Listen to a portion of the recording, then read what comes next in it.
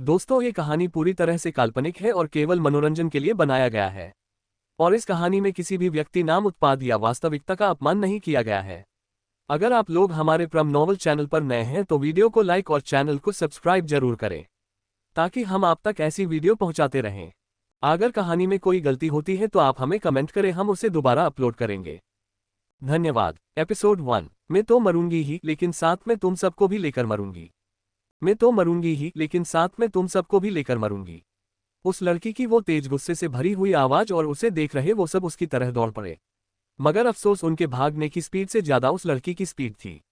उसने एक सेकंड के अंदर ही उस बड़े से कंप्यूटर पर कुछ किया और पल भर के अंदर ही उस एडवांस्ड लैब के सभी डोर्स लॉक हो गए। सिर्फ उस लैब के ही नहीं, बल्कि उस आइलैंड पर की जितनी भी छोटी छोटी लैब और विला स और बंगलो थे, उन सब के डोर भी। वो आइलैंड समंदर के बीचों बीच काफी अंदर था, जहां तक पहुंचना नॉर्मल लोगों के लिए मुश्किल ही था, या फिर ये कहे कि वो एक अलग ही दुनिया थी। एक एडवांस्ड दुनिया जो सिर्फ रिसर्च के लिए ही बनाई गई थी, और वहां जो रिसर्च होते थे वो तो काफी लोगों को पता भी नहीं थे। और उनमें से एक ऐसी ही रिसर्च थी शौर्या, वही लड़की जो अभी अभी सबको अपने साथ लेकर मरने वाली थी। शौर्या की मोम जब वो प्रेग्नेंट थी तभी वो लोग उन्हें उस आइलैंड पर लेकर आ गए थे, और उनके पेट में पल रही शौर्या पर उस वक्त से ही अलग अलग एक्सपेरिमेंट करने शुरू कर दिए थे। सिर्फ उस पर ही नहीं, बल्कि उसके साथ साथ तकरीबन 80 से भी ज्यादा प्रेग्नेंट वीमेन थी जिन पर ये एक्सपेरिमेंट हो रहे थे, और लास्ट में सिर्फ शौर्य ही ऐसी थी जिसका बर्थ सक्सेसफुली हो गया था। बाकी सब बच्चे और उनकी मॉम्स उस दौरान ही मर गए थे। शौर्या की मोम भी उससे बाक नहीं पाए और शौर्या को जन्म देने के बाद वो भी मर गई। वो जो उस पर एक्सपेरिमेंट कर रहे थे उन्होंने ही फिर उस बच्चे का नाम शौर्य रखा। और फिर शुरू हुए उस पर एक्सपेरिमेंट, और एक आम मासूम सी लड़की से वो सुपर इंटेलिजेंट लड़की में कन्वर्ट हो गई। She is perfect in everything. ऐसा कोई काम नहीं था जो वो कर नहीं सकती थी। वो एक रॉबर्ट की तरह थी, एक जिंदा रॉबर्ट जो हर एक काम में एक्सपर्ट था। रॉबर्ट की तरह ही इमोशनलेस थी, और शायद रॉबर्ट से भी कई गुना ज्यादा इंटेलिजेंट, जिसके आईक्यू लेवल को काउंट भी नहीं किया जा सकता था। शौर्या ने उसके उम्र के 10वें साल में ही एक ऐसे मेडिसिन इन्वेंट की थी जो डायबिटीज के पेशेंट के लिए वरदान थी। उसकी कैंसर पर की मेडिसिन, दूसरे बीमारियों पर की मेडिसिन और ना जाने कितनी ड्रग्स, सब कुछ काबिले तारीफ था। ऐसा कौन सा वायरस नहीं था जिसका एंटीडोट वो बना नहीं सकती थी। और सिर्फ मेडिसिन में ही नहीं बल्कि दूसरे फील्ड में भी वो उतनी ही एक्सपर्ट थी। उसके मैकेनिकल स्किल्स भी बहुत अच्छे थे, और उसी की वजह से उसने वर्ल्ड्स के बेस्ट शिप्स जहाज बनाए थे जिसकी हेल्प से ही उस आइलैंड तक पहुंचा जा सकता था। और भी बहुत कुछ था उसके बारे में जो आगे पता चल ही जाएगा। शौर्या की हेल्प से उसके ओनर ने, हाँ ओनर, क्योंकि ऐसी वो सबसे इंटेलिजेंट शौर्या वहां सिर्फ एक गुलाम थी, एक ऐसे गुलाम जिसकी मदद से उसके मालिक ने ना जाने कितने अब्जों से पैसे कमाए थे, और बदले ही उसे क्या मिला था, सिर्फ अकेलापन और अंधेरा। रॉबर्ट जैसी थी वो, रॉबर्ट नहीं। उसके अंदर भी इमोशन थे, वो भी थकती थी, वो भी हंसना चाहती थी, रोना चाहती थी, बाहर घूमना चाहती थी, और भी बहुत कुछ करना चाहती थी वो। लेकिन कहते हैं ना, गुलामों की जिंदगी नहीं होती, वैसे ही वो एक गुलाम थी जिसकी अपनी कोई जिंदगी नहीं थी। लेकिन उससे एक गलती हो गई। उसने जाने अनजाने ही सही बाहर की दुनिया ही अपने स्क्रीन पर देख ली, और उसके ओनर उसके इस हरकत से डर गए। अगर शौर्या यहां से बाहर चली गई तो ये सवाल ही उन्हें डरा गया, और उसकी सजा उससे बहुत ही बुरी मिली। वैसे तो उसे नॉर्मल सजा देना ही तय हुआ था, लेकिन उनमें वो एक था, उसके मेन ओनर का पोता, जिसकी गंदी नजरें शौर्या पर हमेशा होती थी। और जब उसने शौर्या के साथ बदतमीजी की थी तब उसने उसे ऐसे सजा दी थी कि वो आज तक अपने पैरों पर चल नहीं पा रहा था। वो उससे बदला लेना चाहता था, लेकिन उसे मौका ही नहीं मिल रहा था, और अब जब उसे मौका मिला था तब उसने शौर्या के साथ हैवानियत की हर एक हद ही पार कर दी। बहुत बुरी तरह से मार, शॉक ट्रीटमेंट, और फिर उसे बर्फ में फेंका गया, जिससे उसकी हालत अधमरी हो गई। और लफ्जों के वार वो तो उस पर कुछ इतने हुए कि अब तक जो भी इमोशन उसने अपन दिल में दबाए रखे थे उन सब का ब्लास्ट हो गया, और कुछ ही देर में उसने सबकी मौत अपने हाथों से लिख दी। शौर्या, इसे डीएक्टिवेट करो। हमारे सालों की मेहनत तुम इस तरह तबाह नहीं कर सकती हो। तुम ऐसा नहीं कर सकती हो शौर्या, इसे डीएक्टिवेट करो। वहां के प्रोफेसर की चीखें वह गूंजने लग गई, और वो खुद ट्राई करने लग गए कि किसी तरह से वो उस प्रोसेस को डीएक्टिवेट कर सके। बट नो यूज, बहुत देर हो गई थी, और एक एक कर उस पूरे आइलैंड पर होने वाले छोटे छोटे ब्लास्ट उसे सुनाई देने लग गए। शौर्या, ये दिमाग तुम्हें हमारी वजह से मिला है, तुम इसे हमारे खिलाफ यूज नहीं कर सकती हो, प्रोफेसर ने चीख कर कहा। और शौर्या जोर जोर से हंसने लग गई। शायद ये पहली बार था जब वो हंस रही थी, लेकिन उसके हंसी में कितना दर्द था ये वहां मौजूद सभी को पता चल रहा था। हाँ, आपकी वजह से प्रोफेसर, आपकी ही वजह से। आपकी वजह से मैं ये ऐसी हो गई। क्या कुछ नहीं किया आप सबके लिए, और उसके बदले मेरा ये हाल, इतनी बुरी मौत मुझे नहीं। अगर मेरा मरना तय है तो आप सबका क्यों नहीं। मैं तो मरूंगी ही, लेकिन साथ में आपको, आप सबको लेकर मरूंगी। शौर्या ने कहा और अगले ही पल उस लैब में भी जोरदार ब्लास्ट हो गया और कुछ ही देर में न सिर्फ वो लैब बल्कि वो पूरा आइलैंड भी आगे के चपेट में आकर समंदर में डूब गया। आह, दर्द हो रहा है, मुझे दर्द हो रहा है, बहुत ज्यादा दर्द हो रहा है। शौर्या दर्द से तड़प उठी और उसने किसी तरह से अपनी आंखें खोली। उसके इर्द गिर्द चारों तरफ सफेद रोशनी थी और देखते ही देखते उसका दर्द गायब हो गया। वो उठकर खड़ी हो गई और उसे तब जाकर एहसास हुआ कि दर्द से तड़पता हुआ उसका पूरा बदन अब बिल्कुल हल्का हो चुका है और उसका सारा के सारा दर्द भी खत्म हो चुका है। वो उस लाइट के सोर्स की तरफ बढ़ने लग गई। उसके आंखों को तकलीफ तो हो रही थी, लेकिन फिर भी वो आगे बढ़ रही थी उस सफेद रोशनी के तलाश में और फाइनली उसे उस रोशनी का सोर्स मिल गया। कौन हो तुम? शौर्या ने उसके आगे खड़े हुए उस शख्स को जो ऊपर से नीचे तक सफेद कपड़ों में था और अपने चेहरे पर एक छोटी सी मुस्कान लिए उसे ही देख रहा था, उससे सवाल किया। मैं कौन हूँ? अम्मा, मैं वो हूँ जो तुम्हारे समझ से परे है, तो मुझे जानने से बेहतर ये नहीं कि तुम तुम्हारे सामने रखे हुए दो जिंदगियों के बारे में जान लो, उस शख्स ने कहा और शौर्या उसे उलझन भरी नजरों से देखने लग गई। क्या क्या मतलब? शौर्या ने सवाल किया और उस शख्स से जरा सी साइड हटकर उसे एक दुनिया दिखाई।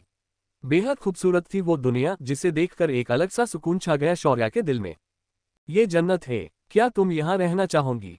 उस शख्स ने कहा और शौर्या बस जन्नत को देखते ही रह गई। वो की हर एक चीज उसे अट्रैक्ट कर रही थी और सब कुछ हद से ज्यादा खूबसूरत था। हाँ, शौर्या हाँ कहने ही वाली थी कि फिर कुछ सोचकर वो बोली, और दूसरी दुनिया? दूसरी दुनिया कौन सी है? और क्या उसका सवाल सुनकर उस शख्स के ओठों पर स्माइल आ गई। वो रही दूसरी दुनिया। उस शख्स ने एक और इशारा किया और शौर्या ने उस तरह देखा। एक 18 साल की लड़की किसी गोदाम में दर्द से तड़पते हुए कराह रही थी। उसे देखकर ही ऐसा लग रहा था कि जैसे वो काफी तकलीफ में है। उसे लगी हुई चोटें उसके दर्द को बयान कर रही थी और उसकी वो लाल आंखें, जिसे देखकर ही शौर्या को पता चल गया कि उसे हैवी क्वांटिटी में ड्रग्स दिए गए हैं। बट इन सब के बावजूद भी वो लड़की बेहद खूबसूरत लग रही थी। कौन है वो? शौर्या के बातों में अपनापन था। यही हालत कुछ घंटों पहले उसकी ही थी और जितना दर्द उसके चेहरे पर दिख रहा था ना उतना ही दर्द शौर्या ने अभी अभी भुगता था। वो भी शौर्या ही है। और जिस तरह तुम्हारी जिंदगी थी ना, लगभग उसी तरह से उसकी भी जिंदगी थी। सिर्फ फर्क इतना है कि वो जिंदा होकर भी मरने की दुआ कर रही है और तुम मरकर भी जिंदा रहने की तमन्ना, उस शख्स ने कहा और शौर्या उसे देखते ही रह गई। वो कुछ सोचने लग गई और फिर मुड़कर उसने उस शख्स की तरफ देखा। मैं वो जिंदगी जीना चाहूंगी। मुझे जीना है, दुनिया घूमनी है, हर एक उस फीलिंग को महसूस करना है जो मैंने कभी भी महसूस नहीं की। आप मुझे वह भेज सकते हैं? शौर्या के आंखों में चमक आ गई। उसे खुद पर भरोसा था, चाहे उस शौर्या की जिंदगी कितनी भी मुश्किल क्यों ना हो। लेकिन वो किसी की कैदी, किसी की गुलाम तो नहीं थी। वो जो चाहे वो कर सकती थी। और शौर्या को खुद पर इतना भरोसा तो था ही कि वो एक काबिल और अच्छी जिंदगी जी सके। मुझे जीनी है उसकी जिंदगी, प्लीज मुझे वहां भेज दीजिए, शौर्या ने जल्दी जल्दी कहा और उस शख्स के ओठों पर मुस्कान आ गई। जैसी तुम्हारी मर्जी, उस शख्स ने कहा और शौर्या को नीचे धक्का दे दिया। एक तेज चीख के साथ शौर्या नीचे गिरने लगी और डर के मारे उसने जल्दी से अपनी आंखें खोल ली। उसे काफी दर्द महसूस हो रहा था और उसमें इतनी भी हिम्मत नहीं बची थी कि वो अपनी जगह से उठ सके। शौर्या ने अपनी आंखें बंद कर ली और उसके अंदर के सिम्टम्स को एग्जामिन करने लग गई। उसे समझते देर नहीं लगी कि उसे हैवी क्वांटिटी में ड्रग्स दिए हुए हैं, इतने कि उसे होश में रहने के लिए काफी मशक्कत करनी पड़ने वाली है। और उसके एक हाथ में काफी दर्द भी महसूस हो रहा था। उसने किसी तरह से उस हाथ की तरफ देखा और पाया कि उसके हाथ की नस कट चुकी है और जिस हिसाब से वो कटी हुई थी उसका मतलब यही था कि उसने सुसाइड करने की कोशिश की है। मगर क्यों? ये सवाल शौर्या के दिमाग में आया और तभी उसके कानों पर किसी की आवाज सुनाई दी। भाई, अब क्या करें? बॉस को क्या जवाब देंगे हम? ये लड़की तो लगभग मरने के कगार पर है और वो जल्लाद बॉस पता नहीं हमें क्या करेगा, एक आदमी जरा डरते हुए ही कह रहा था। और तभी उस दूसरे आदमी की गुस्से भरी आवाज वहां गूंजी। तारांकन, साला एक नंबर का तारांकन ही वो बॉस। एक तो इतने मुश्किल से ये खूबसूरत माल मिली थी जिसे खरीदने के लिए अम्मा ने 2 करोड़ रुपए खर्च किए। और वो तारांकन बॉस, उसने कहा कि इसे कोई हाथ नहीं लगाएंगे। सन की है साला, खुद तो वह अलग अलग छोकरियों के मजे ले रहा है और हम ये इतना हुस्न सामने होते हुए भी कुछ कर नहीं सकते। ऊपर से कमीने की ड्रग्स लेने की आदत, हर एक चीज ने उसे ड्रग्स चाहिए ही चाहिए। लाखों के ड्रग्स इस पर पिछले हफ्ते से वेस्ट कर दिए और इसने क्या किया? अपने हाथ की नस काट ली। साली खुद तो मर रही है लेकिन साथ ही में हमारी भी कब्र खोद दी इसने। उसे तो मैं, कहते हुए उस भाई नाम के शख्स ने शौर्या के पेट में एक लात मार दी। एक काम कर, जला दे इस जगह को, बोल देंगे कि शॉर्ट सर्किट हो गया और आग इतनी फैल गई कि वो लड़की भी उस आग में जलकर मर गई। भाई नाम के उस आदमी ने कहा और एक नज़र शौर्या को देखकर वो वह से बाहर निकल गया। उस दूसरे आदमी ने वहां आग लगा दी और एक एक कर वहां से वो सब बाहर चले गए। नहीं नहीं, फिर से मरने के लिए मैंने ये जिंदगी नहीं चुनी है। मुझे जीना है, हाँ मुझे जीना है। कम ऑन शौर्या, ये मौका हर किसी को नहीं मिलता है। You can do it. चलो उठो उठो जल्दी।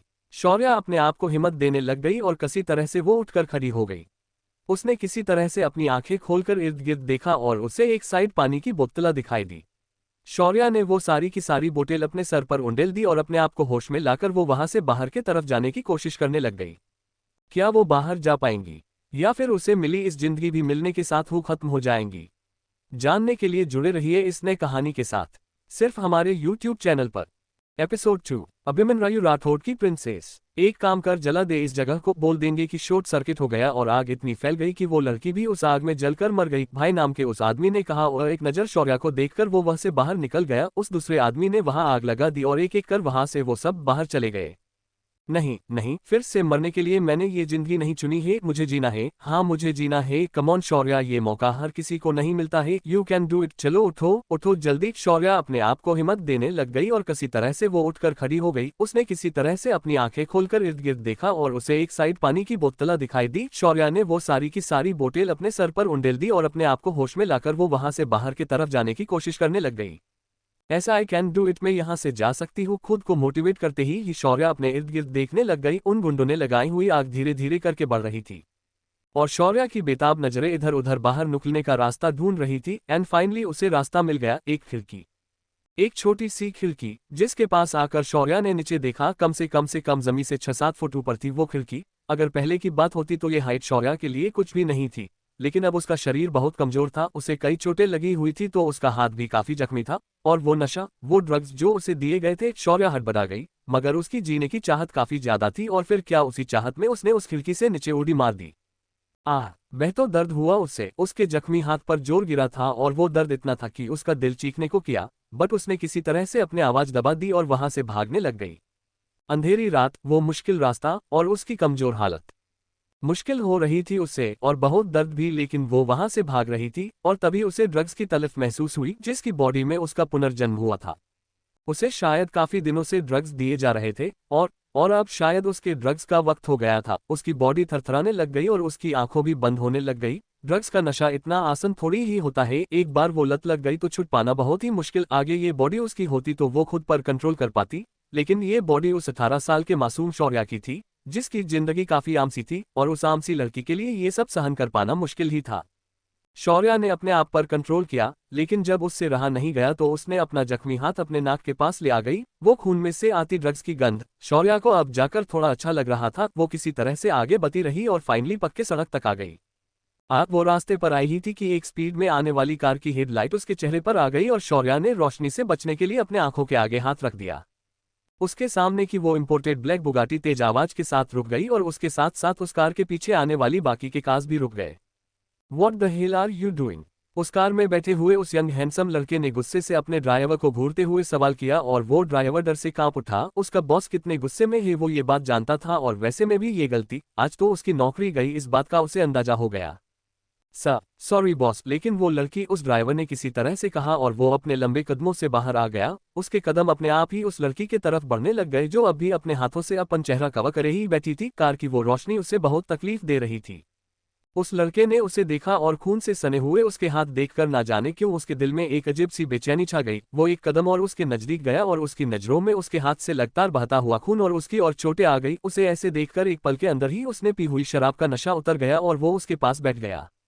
बेहद खूबसूरत थी उसके सामने को वो लड़की, और शायद उतनी ही बहादुर भी। उसे लगी चोटें और उसके बावजूद भी उसका यहाँ अकेले आना उसे समझते देर नहीं लगी कि जिसने भी उसके साथ गलत किया है उसके कैद से भागकर आए हैं वो, और उस बहादुर लड़की ने उसके दिल में अपनी जगह बना ली। आज तक उसने कमजोर, अपनी खूबसूरती का दिखावा करने वाले नाजुक लड़कियों को काफी बार देखा था। ऐसी ना जाने कितनी लड़कियां उसके इर्द गिर्द मंडराती रहती थी और उसी वजह से उसके दिल में लड़कियों के लिए घिन सी बैठ गई थी। लेकिन ये लड़की, उसे देखकर ही पता चल रहा था कि वो सबसे अलग है। खून से मिट्टी से सनी हुई होने के बावजूद भी उसने उस हर्टलेस लड़के के दिल में अपने लिए जगह बना ली।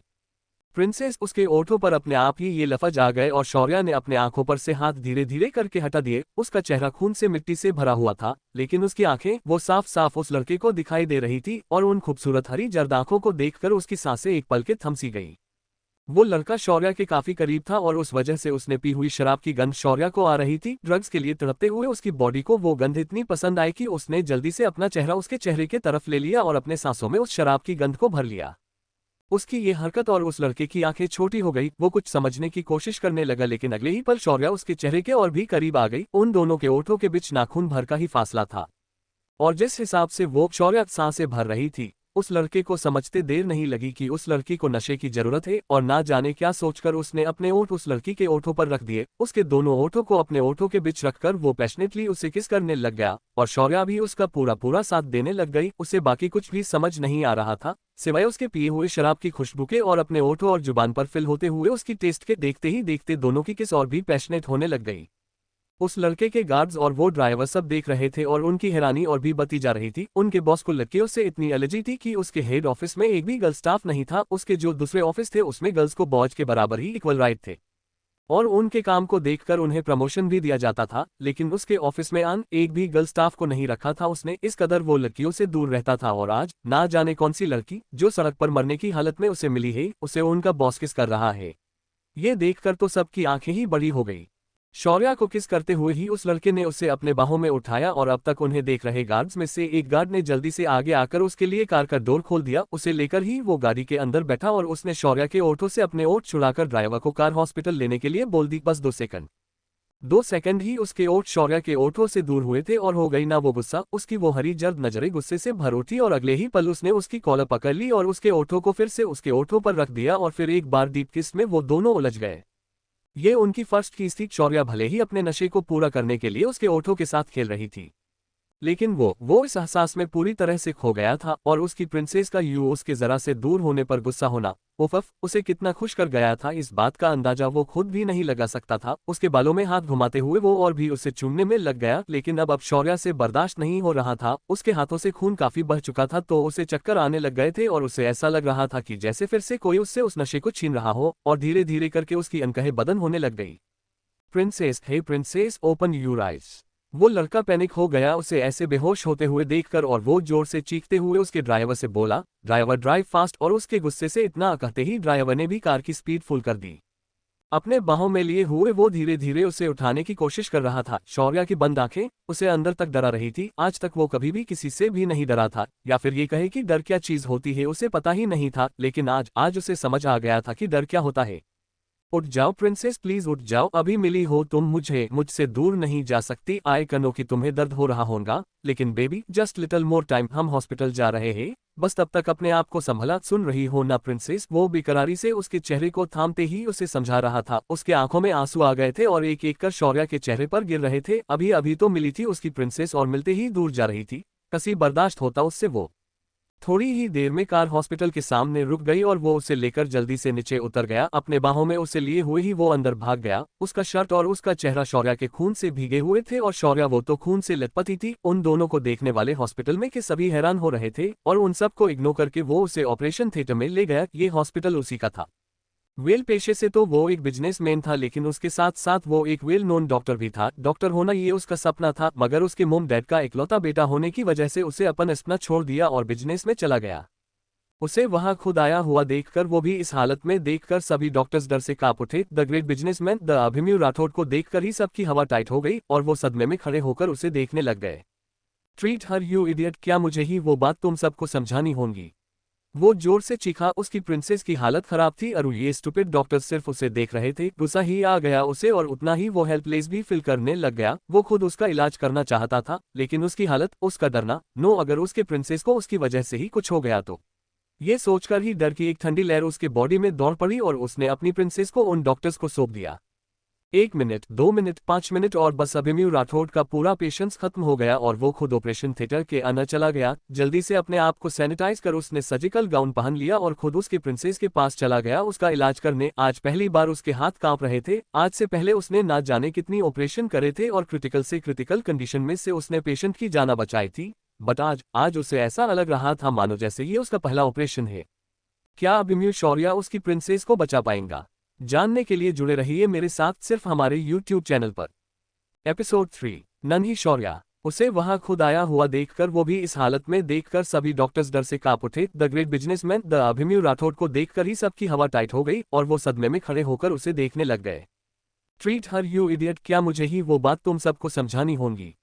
वो जोर से चीखा। उसकी प्रिंसेस की हालत खराब थी और ये स्टूपिड डॉक्टर्स सिर्फ उसे देख रहे थे। गुस्सा ही आ गया उसे और उतना ही वो हेल्पलेस भी फील करने लग गया। वो खुद उसका इलाज करना चाहता था, लेकिन उसकी हालत, उसका डरना, नो अगर उसके प्रिंसेस को उसकी वजह से ही कुछ हो गया तो।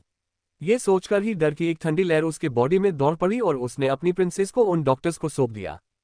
1 मिनट, 2 मिनट, 5 मिनट और बस अभिमन्यु राठौड़ का पूरा पेशेंस खत्म हो गया और वो खुद ऑपरेशन थिएटर के अंदर चला गया। जल्दी से अपने आप को सैनिटाइज कर उसने सर्जिकल गाउन पहन लिया और खुद उसके प्रिंसेस के पास चला गया उसका इलाज करने। आज पहली बार उसके हाथ कांप रहे थे। आज से पहले उसने ना जाने कितनी ऑपरेशन करे थे और क्रिटिकल से क्रिटिकल कंडीशन में से उसने पेशेंट की जान बचाई थी, बट आज उसे ऐसा अलग रहा था मानो जैसे ये उसका पहला ऑपरेशन है।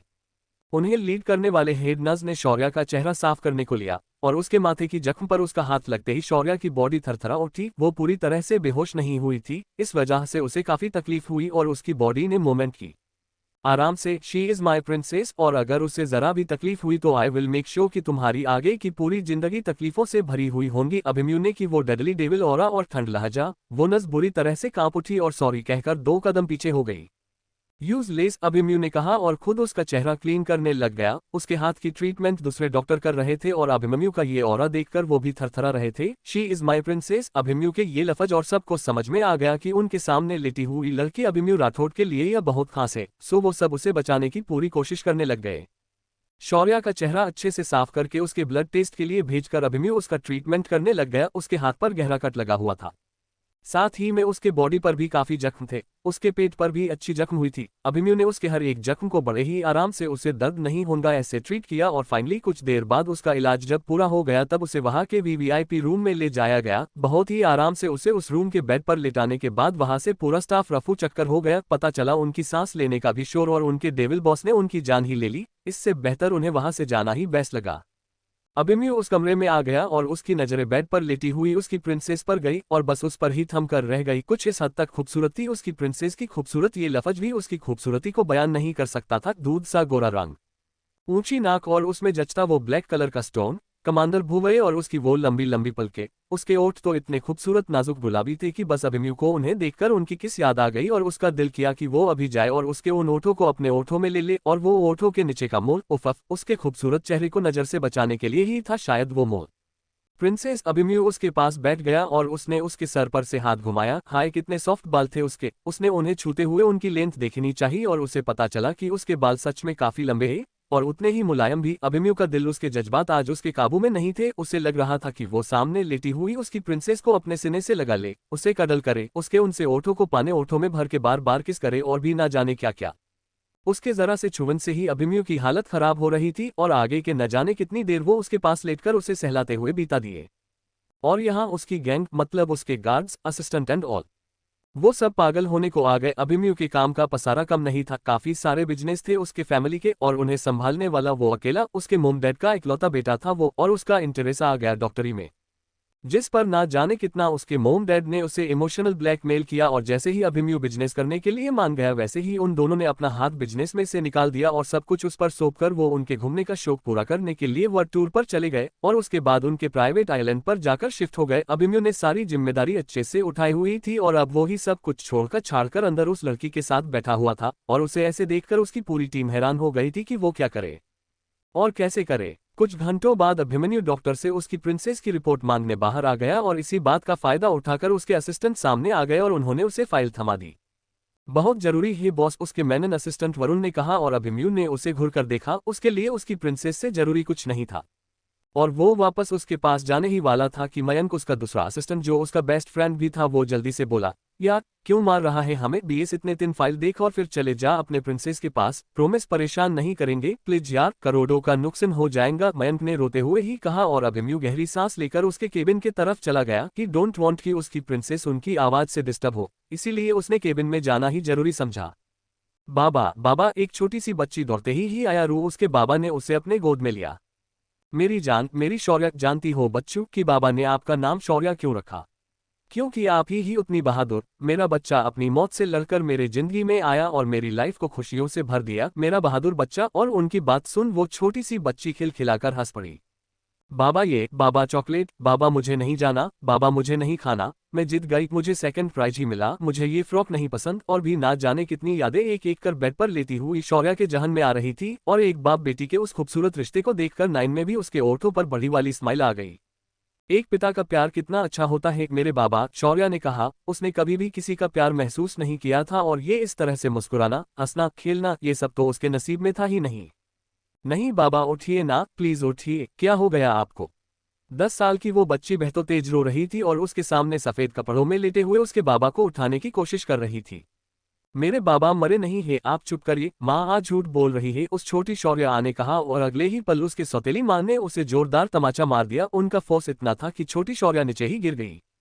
क्या कर रही ही दी, अगर ये मर गई ना तो इस घर से और तुम्हारे उस पति की थोड़ी बहुत प्रॉपर्टी है उससे हाथ धो बैठोगी। उस कमीने को पता था कि वो मरने वाला है, इसीलिए उसने पहले से ही इसके लिए पूरी अरेंजमेंट करके रखी हुई थी। अगर इसके साथ कुछ भी बुरा हुआ या फिर हमने इस पर कोई जबरदस्ती की या इसकी पाए बंद कर दी तो महीने के जो 30,000 रुपए तुम्हें मिलने वाले हैं ना वो बंद हो जाएंगे और सारी प्रॉपर्टी कॉलेज के ट्रस्ट में चली जाएंगी, उस आदमी ने कहा। और शौर्य अकर सौतेली माँ गुस्से से तिलमिलाते हुए रह गई। उसे वही छोड़कर वो अंदर कमरे में चली गई। आगे के ना जाने 2-3 महीनों तक छोटी शौर्या बीमार थी और अकेले कमरे में उसके बाबा को याद करते हुए रोती रहती थी। ज्यादा हंस मत, घर के काम कर, खाना बना, मेरी बेटियों से ज्यादा खूबसूरत लगोगी, तुम पढ़ने दे रही हो उसका शुक्र मना। अगर मेरी बेटियों से पढ़ाई में आगे जाने का सोचा तो याद रखना, जान से मार दूंगी। ना जाने किसका गंदा खून है, पता नहीं कौन से कचरे के डिब्बे से उठाकर ले आया था वो कमीना। इससे चल इस पेपर पर साइन कर, अब से ये पूरी जायदाद हमारी हुई, पूरे 2 करोड़ लूंगी इसके। 2 करोड़ में खरीदना हो तो लो इससे, वरना इसके जैसी खूबसूरत लड़की के लिए दूसरे मुझे और भी रुपए देने को बैठे हैं। जाने दो मुझे, मेरी माँ मुझे नहीं बेच सकती। नहीं, इंजेक्शन मत दो मुझे, दर्द होता है, मत मारो। मुझे मरना है, अपनी इज्जत गंवाने से अच्छा है कि मैं मर जाऊं। ऐसे एक के बाद एक ना जाने कितने मेमोरी शौर्या के दिमाग में चल रही थी और आखिर में उसने अपने हाथ की नस काट ली। इस तरह नशे में रहकर अपनी इज्जत गंवाने से अच्छा तो उसे मरना ठीक लगा और उसने मरना ही चुना। हर रोज तो वो मरने की उसके बाबा के पास जाने की दुआ करती ही थी, लेकिन अब सिर्फ दुआ नहीं बल्कि उसने सच में सुसाइड कर लिया। और एक जोरदार चीख के साथ शौर्या बिस्तर पर से उठकर बैठ गई।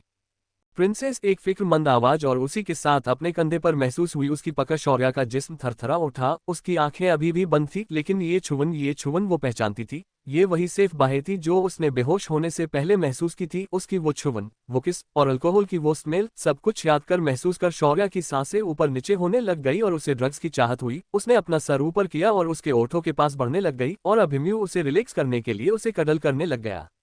उसने उसकी रिपोर्ट देखी थी, पिछले 7 से 8 दिनों से उसे लगातार अलग अलग ड्रग्स दिए जा रहे थे। उसके जैसे कमजोर सिर्फ 18 साल के लड़की के लिए वो सारे ड्रग्स का नशा हैंडल करना मुश्किल ही जाने वाला था, बहुत मुश्किल जाने वाला था। उन ड्रग्स का नशा ही तो था वो, जो 2 दिनों से वो बेहोश थी और जब भी उसको होश आना था तब ड्रग्स की तलब होना आम बात थी। और वो जो उसके ओठों के पास बढ़ रही थी वो किस लिए है ये बात अभिमन्यु समझ पा रहा था। Princess relax, calm down baby. Abhimanyu की वो मैग्नेटिक एक्स्ट्रा सेड्यूसिंग नशीली आवाज और शौर्या पर उसके आवाज का नशा भी चढ़ गया। उसने अपनी आंखें खोल ली और वो उसके सामने बैठे हुए उस शख्स को देखने लग गई जिसका जादू उस पर चढ़ा हुआ था।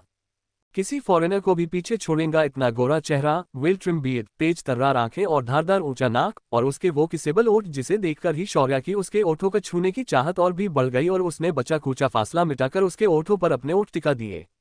अभिमन्यु भी हैरान ही था उसे देखकर, उसकी आंखों को देखकर, वो उसकी ग्रीन आइज, उफ क्या कहर ढा गई थी अभिमन्यु राठौड़ पर कि वो खोसा गया उसमें और अब तक अपने आप को काबू में रखे हुए उसने उसके ओठों की छुवन से ही अपने आप को उसे सौंप दिया। अब आगे क्या होगा जानने के लिए बने रहिए सिर्फ हमारे यूट्यूब चैनल पर।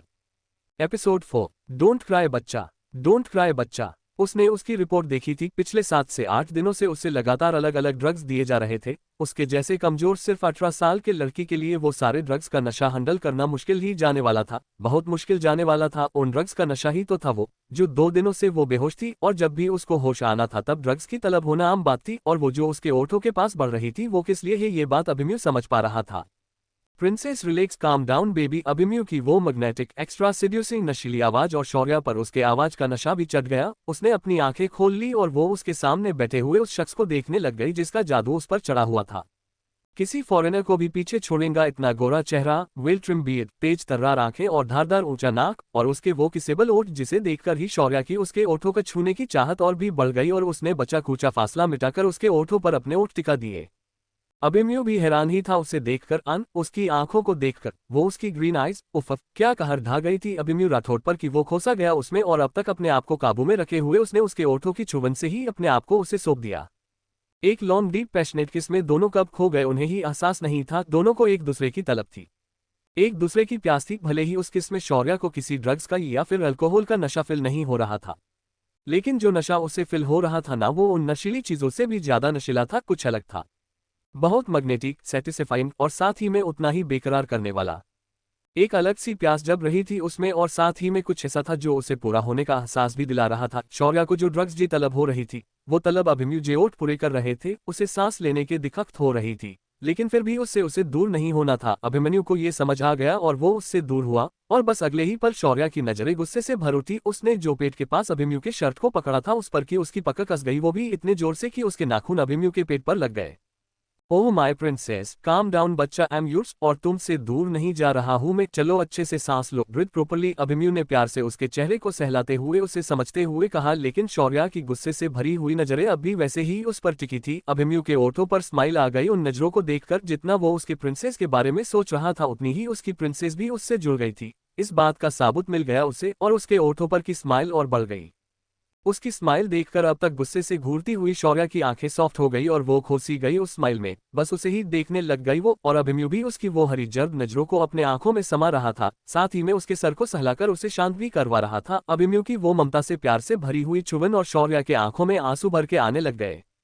ये फीलिंग उसने कभी नहीं महसूस की थी। किसी की फिक्र करना क्या होता है, ये आज उसे पता चला रहा था। नहीं जानती थी वो अभिमन्यु को, ना वो जानती थी और ना ही वो शौर्या जानती थी जिसके अंदर उसका रिबर्थ हुआ था। बट दोनों भी प्यार के लिए उतनी ही तरसी हुई थी, अपनी पूरी जिंदगी तपी हुई थी वो प्यार के लिए। और अब वो प्यार, वो तड़प अभिमन्यु के सहलाने से, उसके इतने प्यार से छूने से कम होने लग गई और शौर्या के आंखों में आंसू चने लग गए। हे शोना, डोंट क्राई बच्चा, क्यों रो रही हो तुम?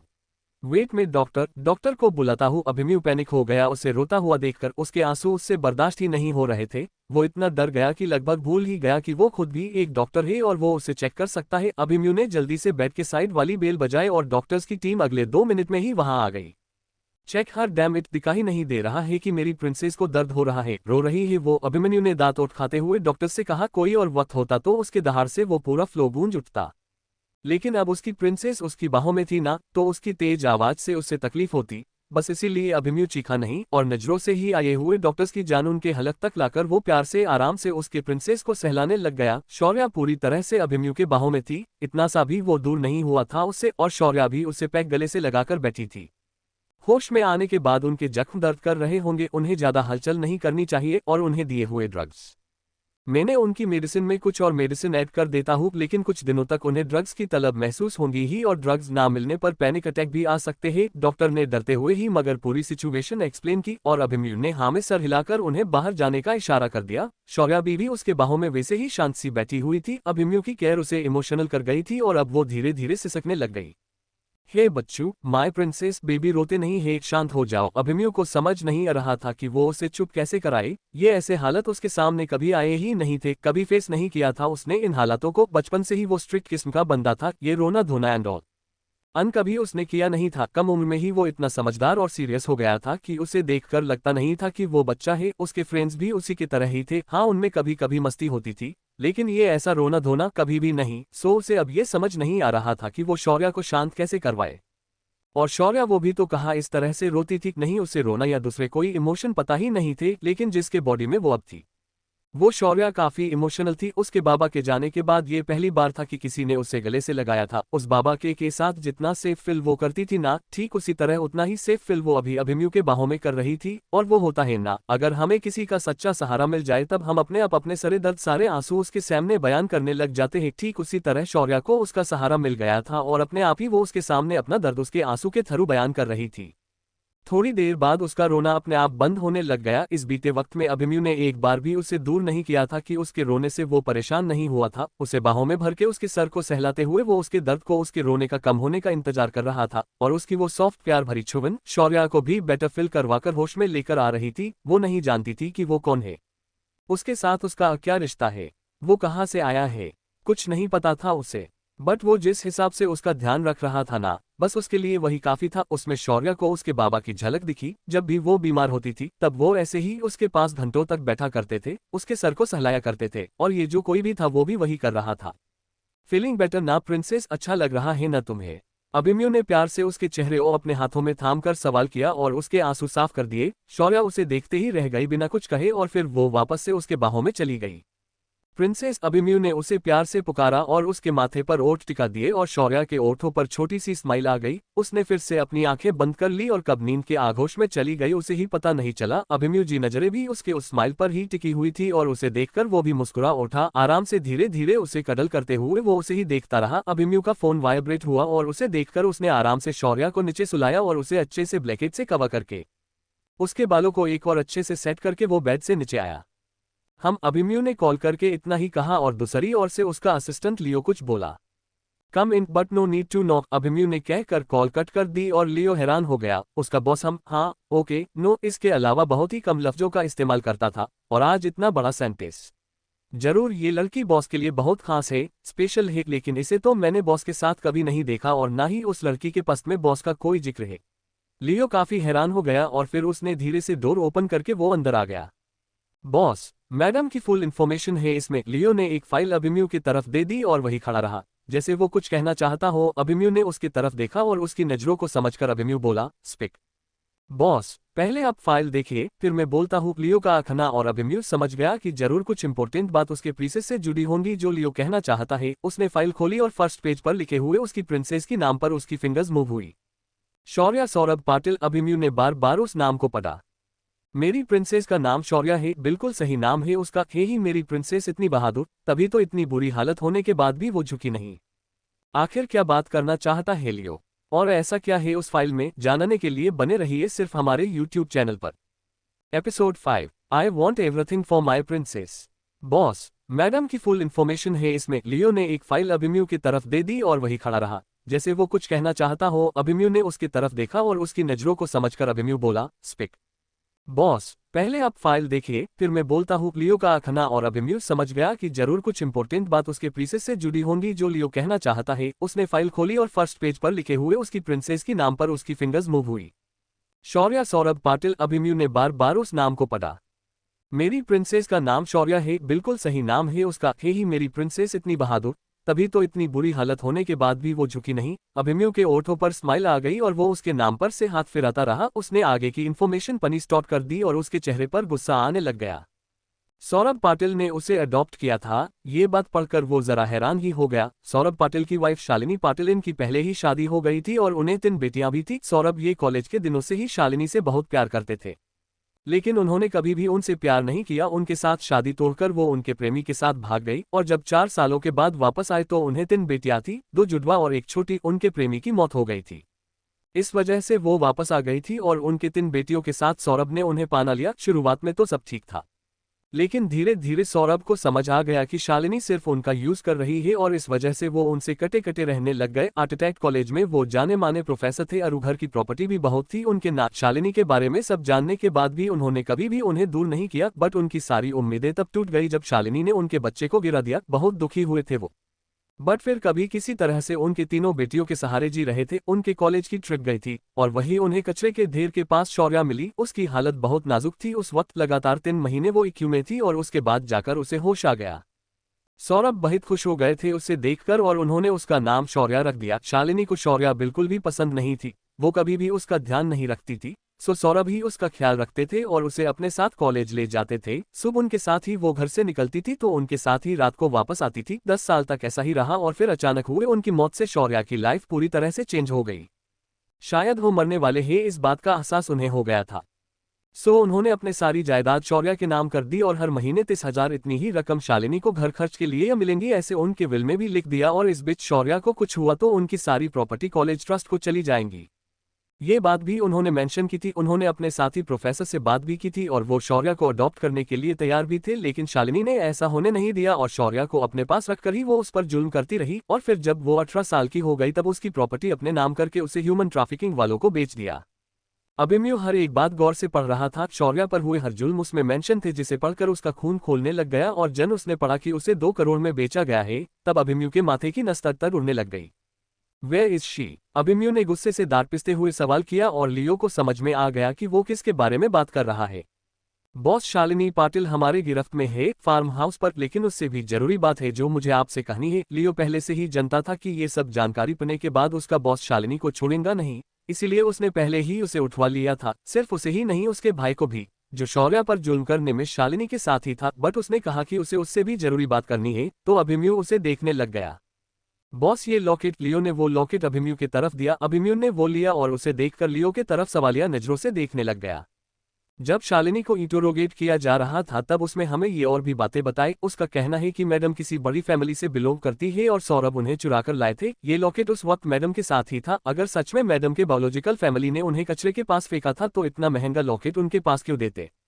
उस पर लगा ये हीरा, it's a real and very rare diamond. वो कह रही थी कि सौरभ ने उन्हें कहीं से चुराकर ही लाया था, क्योंकि उन्होंने उनका बच्चा अबॉर्ट करवाया था। वो किसी भी हाल में बाप बनना चाहते थे और शालिनी को नीचा दिखने चाहते थे, इसी वजह से उन्होंने मैडम को कहीं से चुराया था। और शालिनी जो मैडम से नफरत करती थी, इसकी वजह भी वही थी। वो उनके बेटियों का हक छीनने के लिए सौरभ ने मैडम को लाया था, ऐसा इल्जाम लगा रही थी वो। लियो ने उससे कहा और अभिमन्यु की आंखें छोटी हो गई। चुराकर? क्या ये सच है? अभिमन्यु ने सवाल किया और लियो ने ना में सर हिलाया। नहीं बॉस, ये शायद सच नहीं है। अगर उन्हें किसी बच्ची को चुराना ही था तो वो कोई हिलती बच्ची चुराते ना। मैडम जब छोटी थी तब वो तकरीबन 3-4 महीनों तक हॉस्पिटल में एडमिट थी। काफी नाजुक कंडीशन थी उनकी। और जो भी मैंने इन्फॉर्मेशन सौरभ पाटिल के बारे में निकाली है, उन सभी का यही कहना है कि वो एक बहुत ही अच्छे और सच्चे इंसान थे। उनके एक फ्रेंड जो अब नेशनल कॉलेज ऑफ आर्किटेक्ट के प्रिंसिपल है, उन्होंने भी यही बताया कि सौरभ पाटिल को मदर कचरे के पास ही मिली थी। और उन्होंने इतना भी बताया कि मरने से पहले सौरभ जी ने उनसे प्रोमिस लिया था कि वो शौर्या मैडम को अडॉप्ट करेंगे, लेकिन शालिनी ने ऐसा होने नहीं दिया। लियो ने अपना कहना बंद लिया और अभिमन्यु ने उसकी तरफ देखा। सो तुम्हारे कहने का मतलब है कि मेरी प्रिंसेस किसी खानदानी रईस घराने से बिलोंग करती है? अभिमन्यु का सवाल और लियो ने हाँ में सर हिला दिया। हम पता लगवाओ फिर मेरी प्रिंसेस की फैमिली के बारे में, बट मेरी प्रिंसेस तक ये खबर नहीं जाने चाहिए, कोई गोसिप भी नहीं। और हाँ, घर जाने की अरेंजमेंट करो और लड़कियों को लगने वाले हर एक चीज का इंतजाम मेरे विला के अंदर करो। I want everything for my princess, Abhimanyu ने कहा और लियो को जाने का इशारा किया। वो शौर्या के फैमिली के बारे में पता तो लगवाना चाहता था, लेकिन नहीं चाहता था कि ये न्यूज कहीं से भी शौर्या के कानों तक जाए। वो फिलहाल उसे कोई भी उम्मीद नहीं देना चाहता था। Princess my baby, am so sorry कि मैं तुम्हारे साथ पहले नहीं था। बहुत कुछ सहा मैं ना मेरी जन तुमने, बट डोंट वरी, तुम पर हुए हर एक जुल्म का बदला मैं उन लोगों से ले लूंगा। अभिमन्यु शौर्या के कमरे में आ गया था और उसके पास बैठकर उसके सर को सहलाते हुए और उसे अपलक देखते हुए वो दिल ही दिल उससे बातें किया जा रहा था। नींद में भी फिर एक बार शौर्या की बॉडी की थरथराहट हुई। शायद उसके बॉडी को फिर एक बार ड्रग्स की तलब महसूस हुई थी, बट अगले ही पल अभिमन्यु ने उसे अपने बाहों में पकड़ लिया और शौर्या नॉर्मल होने लग गई। बॉस, अरेंजमेंट हो गई है जाने की। लियो का मैसेज आया और अभिमन्यु ने एक नजर सोई हुई शौर्या को देखा। उसे आराम से अपने बाहों में उठाकर वो उस हॉस्पिटल से बाहर निकल गया और थोड़ी ही देर बाद उनकी कार अभिमन्यु के आलिशान विला के आगे आकर रुक गई। अब आगे क्या होगा जानने के लिए बने रहिए सिर्फ हमारे YouTube चैनल पर। एपिसोड 6, घर हमारा घर। हॉस्पिटल इमरजेंसी थी, सो आज किसी स्टोरी के पार्ट नहीं आएंगे। ये वाला भी थोड़ा छोटा ही होगा। सो तुम्हारे कहने का मतलब है कि मेरी प्रिंसेस किसी खानदानी रईस घराने से बिलोंग करती है? अभिमन्यु का सवाल और लियो ने हाँ में सर हिला दिया। हम पता लगवाओ फिर मेरी प्रिंसेस की फैमिली के बारे में, बट मेरी प्रिंसेस तक ये खबर नहीं जाने चाहिए, कोई गोसिप भी नहीं। और हाँ, घर जाने की अरेंजमेंट करो और लड़कियों को लगने वाले हर एक चीज का इंतजाम मेरे विला के अंदर करो। I want everything for my princess, Abhimanyu ने कहा और लियो को जाने का इशारा किया। वो शौर्या के फैमिली के बारे में पता तो लगवाना चाहता था, लेकिन नहीं चाहता था कि ये न्यूज कहीं से भी शौर्या के कानों तक जाए। वो फिलहाल उसे कोई भी उम्मीद नहीं देना चाहता था। Princess my baby, am so sorry कि मैं तुम्हारे साथ पहले नहीं था। बहुत कुछ सहा मैं ना मेरी जन तुमने, बट डोंट वरी, तुम पर हुए हर एक जुल्म का बदला मैं उन लोगों से ले लूंगा। अभिमन्यु शौर्या के कमरे में आ गया था और उसके पास बैठकर उसके सर को सहलाते हुए और उसे अपलक देखते हुए वो दिल ही दिल उससे बातें किया जा रहा था। नींद में भी फिर एक बार शौर्या की बॉडी की थरथराहट हुई। शायद उसके बॉडी को फिर एक बार ड्रग्स की तलब महसूस हुई थी, बट अगले ही पल अभिमन्यु ने उसे अपने बाहों में पकड़ लिया और शौर्या नॉर्मल होने लग गई। बॉस, अरेंजमेंट हो गई है जाने की। लियो का मैसेज आया और अभिमन्यु ने एक नजर सोई हुई शौर्या को देखा। उसे आराम से अपने बाहों में उठाकर वो उस हॉस्पिटल से बाहर निकल गया और थोड़ी ही देर बाद उनकी कार अभिमन्यु के आलिशान विला के आगे आकर रुक गई। कार रुकने की वजह से शौर्या की नींद खुली। ड्रग्स मेडिसिन का असर उस पर ऐसा हुआ था कि उसे काफी गहरी नींद आ गई थी। Are you okay princess? Abhimanyu ने फिक्र से उसे पूछा, जरा सहम कर ही उठी थी वो नींद से, और शौर्या ने उसकी तरफ देखा। उसकी आंखें अब भी नींद से भरी थी और चेहरे पर बड़े ही प्यारे एक्सप्रेशन थे, और साथ ही में उसके बाल जो जरा से बिखरे हुए थे। हम कहाँ है? शौर्या ने किसी तरह से सवाल किया और अभिमन्यु ने उसके चेहरे को थामकर उसके बाल ठीक किए। घर, हमारे घर, अभिमन्यु ने कहा, और शौर्या बस उसे देखती ही रह गई। घर, शौर्या के ओठों पर ये लफ्ज आया और अभिमन्यु ने हाँ में सर हिला दिया। शौर्या अपलक उसके आंखों में देख रही थी। घर, ये वर्ड भले ही उसके लिए नया ना हो, लेकिन उस वर्ड का मीनिंग काफी अहम था उसके लिए। इनफैक्ट उन दोनों शौर्या के लिए भी। वो मासूम सी छोटी सी शौर्या को घर होते हुए भी वहां कभी प्यार नहीं मिला था, लेकिन हर बार शालिनी और उसकी उन बेटियों से ये टोंट उसे जरूर सुनने को मिलते कि उसके वजह से उनका घर उनसे छीन गया। वही वो बहादुर गिन्यास शौर्या, वो तो सिर्फ एक गुलाम थी और उसकी पूरी जिंदगी गुलामी में ही बीती थी। सो उसके लिए घर इस वर्ड के मायने बहुत थे। चले प्रिंसेस, अभिमन्यु ने उसके आगे हाथ बाया और उससे कहा, और शौर्या एक बार उसकी तरह और उसके बढ़ाए हुए हाथ की तरफ देखती रही गई। एक सवाल करूं? शौर्या ने अपना हाथ उसके हाथों में देने के बजाय उससे पूछा, और अभिमन्यु ने हाँ में सर हिला दिया। मेरे लिए ये सब क्यों कर रहे हो आप? आखिर क्या रिश्ता है हमारा? मैं आपको जानती नहीं, पहचानती नहीं, फिर भी इतना सब कुछ क्यों? शौर्या ने उसके आंखों में देखते हुए सवाल किया और अभिमन्यु ने फिर एक बार उसके चेहरे को थाम लिया। Because you are my princess. क्या इतना जवाब काफी है? अभिमन्यु का कहना, और शौर्या उसे देखते ही रह गई। नहीं सिर्फ इतना जवाब उसके लिए काफी नहीं था, लेकिन जिस अंदाज से, जिस तरह से अभिमन्यु ने उससे ये बात कही थी ना, उसे महसूस कर शौर्या बस उसे देखते ही रह गई। उसके अंदर के इमोशन उसके ही समझ से परे थे। कभी भी किसी का प्यार ना मिली हुई वो उस लवेबल अफेक्शन को समझने में जरा अकजोर ही थी, लेकिन कुछ तो ऐसा था जो सदा उसके दिल को छू गया। उसने हाँ में सर हिलाया और उसके हाथ को थमा लिया। वो दोनों कार से उतरे और अभिमन्यु उसे अंदर लेकर जाने लग गया। बहुत बड़ा विला था वो, और उतना ही आलिशान भी। उस विला का आर्किटेक्चर, उसके सामने बना हुआ फाउंटेन, गर्दन, सब कुछ इतना लविश और खूबसूरत था कि शौर्या सब कुछ देखने लग गई। वो जिस आइलैंड पर रहती थी, खूबसूरती में वो भी कुछ कम नहीं था, लेकिन रूममेट की तरह उससे काम कराने वाले और करने वाले वो खूबसूरती जी भर के देखने का कभी मौका ही नहीं मिला था। शौर्या इतनी यूनिक थी और उसमें इतनी स्ट्रेंथ थी को वो लगातार 8 दिनों तक काम करने के बाद भी नहीं थकती थी, और उसके इस खूबी का उन सभी ने बहुत फायदा उठाया था। सब कुछ देखते हुए उसके कदम धीरे धीरे करके आगे बढ़ रहे थे, और हमेशा जल्दबाजी में रहना वाला, तेज स्पीड से चलने वाला अभिमन्यु आज उसके साथ उसके धीमे कदमों से कदम मिलकर चल रहा था। उस विला में काम करने वाले स्टाफ को जब ये पता चला कि उनके यंग मास्टर किसी लड़की को अपने साथ लेकर आए हैं, तो वो एक्साइटमेंट में उसे देखने के लिए आ गए, और पहले शौर्या की खूबसूरती से हैरान हुए वो अभिमन्यु के इतने काम एक्सप्रेशन और धीरे चलने से और भी ज्यादा हैरान हो गए। अब आगे क्या होगा जानने के लिए बने रहिए सिर्फ हमारे YouTube चैनल पर। एपिसोड 7, चिका एक एडवांस्ड सिस्टम। चिका एक एडवांस्ड सिस्टम। वो शौर्या के फैमिली के बारे में पता तो लगवाना चाहता था, लेकिन नहीं चाहता था कि ये न्यूज़ कहीं से भी शौर्या के कानों तक जाए। वो फिलहाल उसे कोई भी उम्मीद नहीं देना चाहता था। Princess my baby, am so sorry कि मैं तुम्हारे साथ पहले नहीं था। बहुत कुछ सहा मैं ना मेरी जन तुमने, बट डोंट वरी, तुम पर हुए हर एक जुल्म का बदला मैं उन लोगों से ले लूंगा। अभिमन्यु शौर्या के कमरे में आ गया था और उसके पास बैठकर उसके सर को सहलाते हुए और उसे अपलक देखते हुए वो दिल ही दिल उससे बातें किया जा रहा था। नींद में भी फिर एक बार शौर्या की बॉडी की थरथराहट हुई। शायद उसके बॉडी को फिर एक बार ड्रग्स की तलब महसूस हुई थी, बट अगले ही पल अभिमन्यु ने उसे अपने बाहों में पकड़ लिया और शौर्या नॉर्मल होने लग गई। बॉस, अरेंजमेंट हो गई है जाने की। क्लियो का मैसेज आया और अभिमन्यु ने एक नजर सोई हुई शौर्या को देखा। उसे आराम से अपने बाहों में उठाकर वो उस हॉस्पिटल से बाहर निकल गया, और थोड़ी ही देर बाद उनकी कार अभिमन्यु के आलिशान विला के आगे आकर रुक गई। शौर्या अभी भी सोई हुई ही थी। उससे दिए गए ड्रग्स, उसकी मेडिसिन और उसके जख्म, साथ ही में उसकी कमजोर बॉडी, उस वजह से उसे काफी गहरी नींद में थी। वो अभिमन्यु ने प्यार से उसके चेहरे को देखा और फिर उतने ही प्यार से उसे अपने बाहों में उठाकर वो उस आलिशान विला के अंदर जाने लग गया। विला का पूरा स्टाफ उनके बॉस को हैरानी से आंखें फाड़ फाड़ कर देख रहा था। उन्हें यकीन ही नहीं हो रहा था लड़कियों से दूर रहने वाला उनका कोल्ड बॉस आज किसी लड़की को उसके बाहों में उठाकर इस तरह से अंदर आ रहा था। उन्हें स्टाफ में से एक मेंबर में, जो दिखने में थोड़े एज के लग रहे थे, उन्होंने चुपके से उन दोनों की पिक्चर क्लिक की और किसी की भेज दी, और उन दोनों को देखकर मुस्कुरा उठे। अभिमन्यु शौर्या को उसके कमरे में लेकर आ गया और बड़े ही आराम से उसने उसे बेड पर लेटा दिया। उसकी नजरें फिर एक बार शौर्या के चेहरे पर टिक गई। कितना देखा था उसने उससे, लेकिन फिर भी है कि उसका दिल ही नहीं भर रहा था। भला की खूबसूरत थी शौर्या, मगर उसके खूबसूरती से ज्यादा अभिमन्यु को उसकी बहादुरी पसंद आई थी। वो भी इस हद तक कि वो उसका दीवाना हो गया था।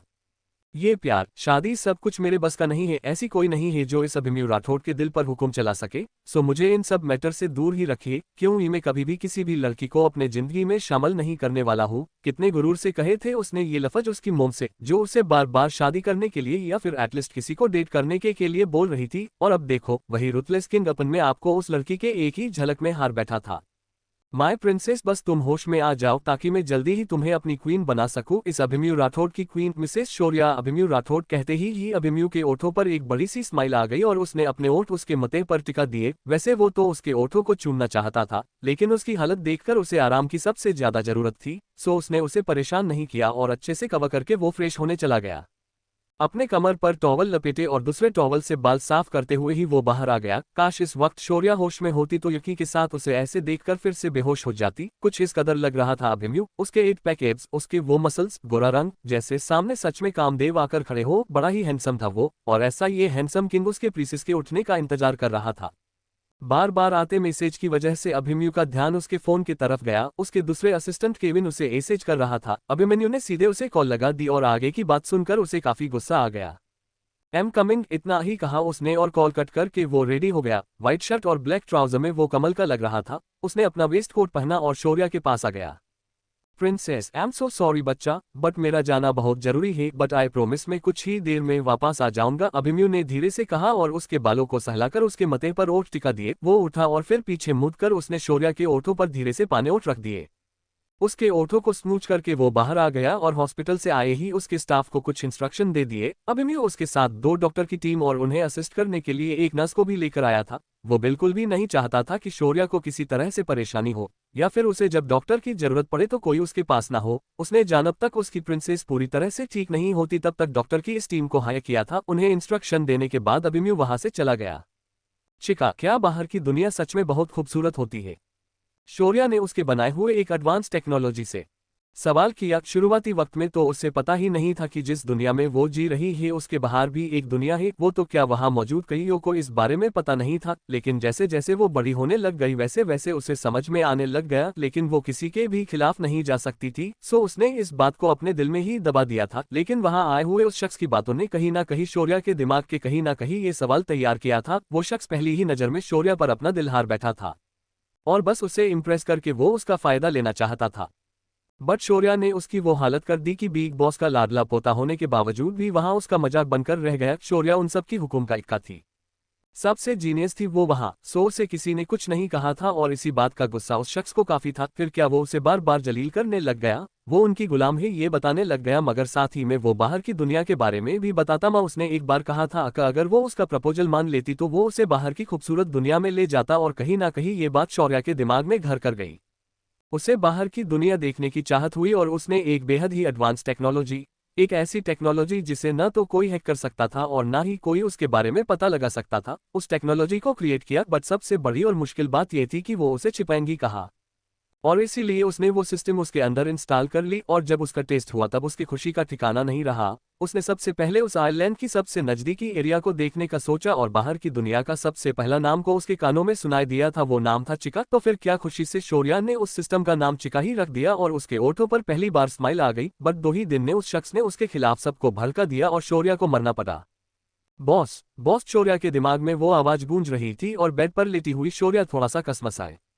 उठ भी जाइए बॉस। फिर एक बार उसके दिमाग में वो आवाज आए और शौर्या धीरे से बोली, चिका। यस यस बॉस, आपने मुझे पहचान लिया, वरना तो मुझे लगा था कि मेरा वापस आकर कोई फायदा ही नहीं हुआ। उस सिस्टम के फीचर्स किसी इंसान की तरह ही थे, उसे शौर्या ने डिजाइन ही उस तरह किया था। वो एक सेल्फ डेवलप सिस्टम थी जो अपने अंदर नए नए अपडेट खुद से ही करती थी। चिका, तुम यहाँ कैसे आ सकती हो? तुम तो मेरे उस बॉडी में थे ना। तो फिर इस बॉडी में ये तो इम्पॉसिबल है, शौर्या ने कहा और चिका मुंह बनाते ही बोली, आपका रिबर्थ होना भी तो इम्पॉसिबल थिंग है। जब आपका रिबर्थ हो सकता है तो मेरा क्यों नहीं? चीका ने सवाल किया और शौर्या हैरान होकर रह गई। वैसे भी बॉस, आपको इस दुनिया के बारे में कुछ नहीं पता है। कोई बात नहीं जानती है आप इस दुनिया के बारे में, और फॉर योर काइंड इन्फॉर्मेशन, आपके मेडिसिन, टेक्नोलॉजी और आपके वो मैकेनिज्म, इन सब के अलावा ये दुनिया बहुत अलग है और इस दुनिया में सर्वाइव करने के लिए आपको मेरी जरूरत होगी। सो मैं आ गई, चीका ने एक्साइटेड होते ही कहा और शौर्या के ओठों पर भी बड़ी सी स्माइल आ गई। ये सच था कि उसे यहाँ की चीजों के बारे में कुछ भी नहीं पता था, बहुत अनजान थी वो सबसे, और इसमें उसे चिका का ही एक सहारा था। लेकिन कोई और भी तो था। शौर्या को याद आने लग गया उस रात रास्ते पर किसी का उसकी हेल्प करना, उनकी हुई किस हॉस्पिटल में की वो केयर और उसका प्रिंसेस कहकर पुकारना। सब कुछ याद कर शौर्या के भाव अजीब हो गए और उन भावों को समझकर चिका मुस्कुराए। You are in love boss, आपको लव एट फर्स्ट साइट नहीं, आपको लव एट फर्स्ट किस हुआ है, और जिससे भी हुआ है ना, वो इस दुनिया का रिचेस्ट इंसानों में से एक है जो आगे जाकर आपके बहुत काम आने वाला है। चिका की बात अरु शौर्या को लगा कि उसके गाल जल रहे हैं। उसने हैरानी से नींद में ही उसके गालों को छू लिया। ये क्या हो रहा है मुझे? ये फीलिंग। शौर्या को समझ ही नहीं आई कि वो क्या फील कर रही है और चिका झट से बोली, कुछ नहीं, आप ब्लश कर रही है और इस फीलिंग को शर्म कहते हैं, चिका ने बेशर्मी से कहा और शौर्या की आंखें बड़ी बड़ी हो गई। लव? किस तरह का लव? तुमने तो कहा था कि प्यार कई तरीके के होते हैं। तो फिर ये किस तरह का प्यार है? शौर्या का सवाल और चिका बोली, वही प्यार जो जिंदगी के सबसे हंसी वक्त में हमें मिलता है और फिर आखिर तक हमारे साथ में रहता है। आपको अब का हमसफर मिल गया है बॉस, चिका का कहना, और शौर्या इतनी शौक हुई कि अपने आंखें खोलकर वो झट से उठकर बैठ गई। आगे क्या होगा और कैसे एडजस्ट कर पाएंगी शौर्या अपने आप को इस दुनिया में, जानने के लिए जुड़े रहिए सिर्फ हमारे YouTube चैनल पर। एपिसोड 8, अभिमन्यु की शौर्या के लिए care. You are in love boss, आपको लव एट फर्स्ट साइट नहीं, आपको लव एट फर्स्ट किस हुआ है, और जिससे भी हुआ है ना, वो इस दुनिया का रिचेस्ट इंसानों में से एक है जो आगे जाकर आपके बहुत काम आने वाला है। चिका की बात अरु शौर्या को लगा कि उसके गाल जल रहे हैं। उसने हैरानी से नींद में ही उसके गालों को छू लिया। ये क्या हो रहा है मुझे? ये फीलिंग। शौर्या को समझ ही नहीं आई कि वो क्या फील कर रही है और चिका झट से बोली, कुछ नहीं, आप ब्लश कर रही है और इस फीलिंग को शर्म कहते हैं, चिका ने बेशर्मी से कहा और शौर्या की आंखें बड़ी बड़ी हो गई। लव? किस तरह का लव? तुमने तो कहा था कि प्यार कई तरीके के होते हैं। तो फिर ये किस तरह का प्यार है? शौर्या का सवाल और चिका बोली, वही प्यार जो जिंदगी के सबसे हंसी वक्त में हमें मिलता है और फिर आखिर तक हमारे साथ में रहता है। आपको अब का हमसफर मिल गया है बॉस, चिका का कहना, और शौर्या इतनी शौक हुई कि अपने आंखें खोलकर वो झट से उठकर बैठ गई। मिस, आपको होश आ गया, हम अभी बॉस को इन्फॉर्म करते हैं, उस डॉक्टर ने कहा जिसे शौर्या की सेफ्टी के लिए वहां रखा गया था। बाकी के बचे हुए दोनों डॉक्टर्स ने उसे जल्दी से चेक करने को ले लिया और वो उसे छू पाते उससे पहले ही शौर्या ने उन्हें हाथ दिखाकर रोक दिया। कौन हो तुम सब और ये जगह? शौर्या ने अपनी इर्द गिर्द देखा और जरा सतर्क होते हुए ही बोली, मिस, हमें आपके इलाज के लिए बॉस ने हायर किया है। वो 2 दिनों से आपके साथ ही थे, बट उन्हें कंपनी में काफी अर्जेंट काम आ गया, इस वजह से जाना पड़ गया, दूसरी डॉक्टर बोली, और शौर्या उन सबको एक एक करके देखने लग गई। चिका, क्या ये सब मेरे लिए सेफ है? शौर्या ने सवाल किया। हाँ बॉस, ये सब आपके लिए, आपके सेफ्टी के लिए ही है। आपकी बॉडी पर अब भी ड्रग्स का असर है और मिस्टर अभिमन्यु आपके हेल्थ के बारे में कोई रिस्क नहीं लेना चाहते हैं, सो इसीलिए उन्होंने इन सबको यहाँ हायर किया है। बट इनमें से ये दोनों आपसे जल रही है, आप हो ही इतनी खूबसूरत कि आपको देखकर कोई भी जल जाए। चिका ने जल्दी से उसे इन्फॉर्मेशन दी और शौर्या जरा सीरियस हो गई। क्या वो भी? आई मीन इनके बॉस मेरी खूबसूरती की वजह से मुझसे अट्रैक्ट हुए हैं? शौर्या के दिमाग में सवाल आया जिसे उसने पूछ ही लिया। अभिमन्यु का वो सॉफ्ट जेस्चर, उसका वो प्रिंसेस कहना, उसकी किस और उसकी छुवन से महसूस होती वो सेफ फीलिंग, सब कुछ उसे काफी पसंद आया था। लेकिन इंसानी फितरत और उनका लालच अपने जिंदगी में उसने बहुत अच्छे से फिल किए थे, और वो हवस भरी नजरें। पहली शौर्या भी कुछ कम खूबसूरत नहीं थी, लेकिन इस वाले शौर्या की बात ही अलग थी और उसे देखकर कोई भी बहक सकता था, सो शौर्या को भी वही लगा। नहीं बॉस, अभिमन्यु राठौड़ इस किस्म का इंसान नहीं है, उन्होंने आज तक किसी भी लड़की को आंख उठाकर नहीं देखा है, उल्टा लड़कियां ही उनके पीछे भागती है, जिस वजह से वो काफी चित्ते हैं लड़कियों से, और मैं 100% श्योर हूँ कि आप उन्हें पसंद आपके लुक की वजह से नहीं बल्कि आपकी हिम्मत और हौसले की वजह से आए हैं, चिका का कहना, और शौर्या खुश हो गई। मिस शौर्या, क्या आप ठीक है? उस जरा सी उम्र हुए डॉक्टर ने सवाल किया और शौर्या की नजरें उनके तरफ चली गई। कितनी प्यारी आंखें हैं इनकी। वो डॉक्टर भी एक पल उसके नजरों को देखते ही रह गई और फिर होश में आकर उसे चेक करने लग गई। क्या आप बेटर फील कर रही है? उस डॉक्टर का सवाल, और शौर्या ने हाँ में सर हिला दिया। वो सच में काफी बेटर फील कर रही थी अब। पहले जब वो होश में आई थी, जब उसे ड्रग्स की तलब महसूस हो रहा थी, वैसा अभी कुछ भी फील नहीं हो रहा था। इनफैक्ट वो काफी एनर्जेटिक फील कर रही थी। वो चिका से कुछ पूछने को हुई, मगर उससे पहले ही चिका बोली, बॉस, मैंने आपको आपका बनाया हुआ वो एंटीडोट दे दिया है जो हर तरह के ड्रग्स के नशे को बॉडी में से खत्म कर सकता है, साथ ही में मैंने आपको एनर्जी पिल भी दे दी है, चिका का कहना, और शौर्या के ओठों पर छोटी सी स्माइल आ गई। प्रिंसेस, तभी उसके कानों पर वही मैग्नेटिक प्यार भरी आवाज आ गई और शौर्या ने उस तरफ दे दिया। अभिमन्यु जल्दी से उसके तरफ आ रहा था और शौर्या उसे देखते ही रह गई। उस जैसा इतना हैंडसम, इतना हॉट इंसान उसने आज से पहले कभी नहीं देखा था। उसकी आंखें बड़ी बड़ी हो गई और अगले ही पल उसने अपने आप को किसी की मजबूत बाहों में गिरफ्त पाया। माय बेबी, यू ओके ना सोना? अभिमन्यु का वो प्यार भरा सवाल, और शौर्या खोसी गई उसमें। उसने बस इतना ही कहा और उसके बाहों में मिलने वाले सुकून और सेफ फीलिंग को महसूस करने लग गई। प्रिंसेस, क्या हुआ? अभिमन्यु ने उसे खोया हुआ महसूस करके सवाल किया और उससे दूर होकर उसके चेहरे को अपने हाथों में थामकर प्यार से बोला, क्या मैं आपको पहले से जानती हूँ? और शौर्या ने उससे सवाल किया। वो समझ नहीं पा रही थी कि वो उसके पास आने पर ऐसा क्यों फील कर रही है। आखिर क्या है ऐसा जो उसे उसकी तरफ खींच रहा है, उससे जोड़ रहा है, उसने सवाल किया और अभिमन्यु उसके आंखों में देखने लग गया। नहीं, अभिमन्यु का जवाब, और शौर्या बोली, तो फिर आप मुझे प्रिंसेस क्यों कह रहे हो? क्या मैं आपकी प्रिंसेस हूँ? हाँ baby, you are my princess and अब कोई सवाल नहीं। भूख लगी होंगी ना मेरा बच्चा? तुम फ्रेश होकर आ जाओ, मैं तुम्हारे लिए खाना लगवाता हूँ, अभिमन्यु ने प्यार से कहा। जब वो उनकी कैद में थी तब के कुछ दिन और अब के ये 2-3 दिन शौर्या ने कुछ नहीं खाया था, इसीलिए अभिमन्यु ने कहा कि वो उसके सारे सवालों के जवाब बाद में देगा, फिलहाल उसने कुछ खाना ज्यादा जरूरी थी। हम शौर्या उसे टकमक देखते हुए ही बोली और फिर कुछ याद आकर उसने कहा, मुझे स्वीट खाना है। ये कहते हुए वो इतनी प्यारी लग रही थी कि अभिमन्यु को उस पर बहुत ज्यादा प्यार आ गया। ओह मेरी बच्ची, तुम कितनी प्यारी हो, अभिमन्यु ने उसके गाल पर ओठ टिकाकर कहा और शौर्या के गाल फिर से जल उठे। Come, I will help you, Abhimanyu ने कहकर उसे अपने बाहों में उठाया और उसे बाथरूम के अंदर छोड़ाया। अकेले मैनेज कर लूंगी या फिर किसी को हेलो के लिए भेज दूं? अभिमन्यु का फिक्र भरा सवाल, और शौर्या ने न में सर हिला दिया। ओके, बट डोर लॉक मत करना, अभिमन्यु ने कहा और फिर धीरे से दरवाजा बंद करके वो बाहर वह खड़ा रह गया। उसने जल्दी से शेफ को हेल्थी मगर टेस्टी खाना बनाए को कहा और स्पेशली स्वीट भी अरेंज करने के लिए बोल दिए। बाथरूम में खड़ी शौर्या का दिल अब भी जोर जोर से धड़क रहा था। ये सारी फीलिंग उसके लिए नई थी और काफी एक्साइटमेंट पैदा करने वाली भी। उसने किसी तरह अपने आप को संभाला और शीशे में खुद को देखने लग गई। खुद को देखकर वो बड़ी ही हैरान हुई, सच में उसकी खूबसूरती काफी नायाब थी। शौर्या खोसी गई अपने इस नए रूप को देखने में। मिस शौर्या, डोर पर हुई दस्तक से वो होश में आए। कौन? शौर्या ने सवाल किया। मैं जूली, आपके लिए कपड़े लाई हूँ, जूली ने कहा और शौर्या ने थोड़ा सा डोर ओपन करके उस ड्रेस को ले लिया। शावर लेकर वो फ्रेश हुई और उस कॉर्ड सेट को पहन लिया। वो सॉफ्ट सा प्यारा सा पिंक कलर का कॉर्ड सेट बड़ा ही प्यारा था और उतना ही कंफर्टेबल भी। शौर्या के बाहर आते ही अभिमन्यु की नजरें उस पर चली गई और बस उस पर ही ठहर गई। शौर्या ने भी उसे देखा और अभिमन्यु धीरे धीरे करके उसके आस आ गया। उसने शौर्या के आगे कमरे में पहनने वाली स्लीपर्स रखी और उसका हाथ थामकर उसे ड्रेसिंग टेबल के तरफ लेकर आ गया। उसे चेयर पर बिठाकर उसने हेयर ड्राई लिया और शौर्या के लंबे बालों को सुखाने लग गया। शौर्या की नजरें बस उस पर ही टिक गई। चले प्रिंसेस, अभिमन्यु ने उसके आगे हाथ किया और शौर्या सवालिया नजरों से उसकी तरफ देखने लग गई। खाना नहीं खाना है क्या मेरे शोना को? अभिमन्यु का नटखट अंदाज और शौर्या के ओठों पर स्माइल आ गई। वो कड़ी हुई ही थी कि अभिमन्यु ने फिर एक बार अपने हाथों के पालकी में उसे उठा लिया और उसमें सवार होकर ही वो नीचे डाइनिंग रूम में आ गई। उसे एक चेयर पर बिठाकर अभिमन्यु उसके पास आकर बैठ गया और उनके आते ही शेफ अलग अलग खाने से भरे हुए बोल लेकर बाहर आ गए।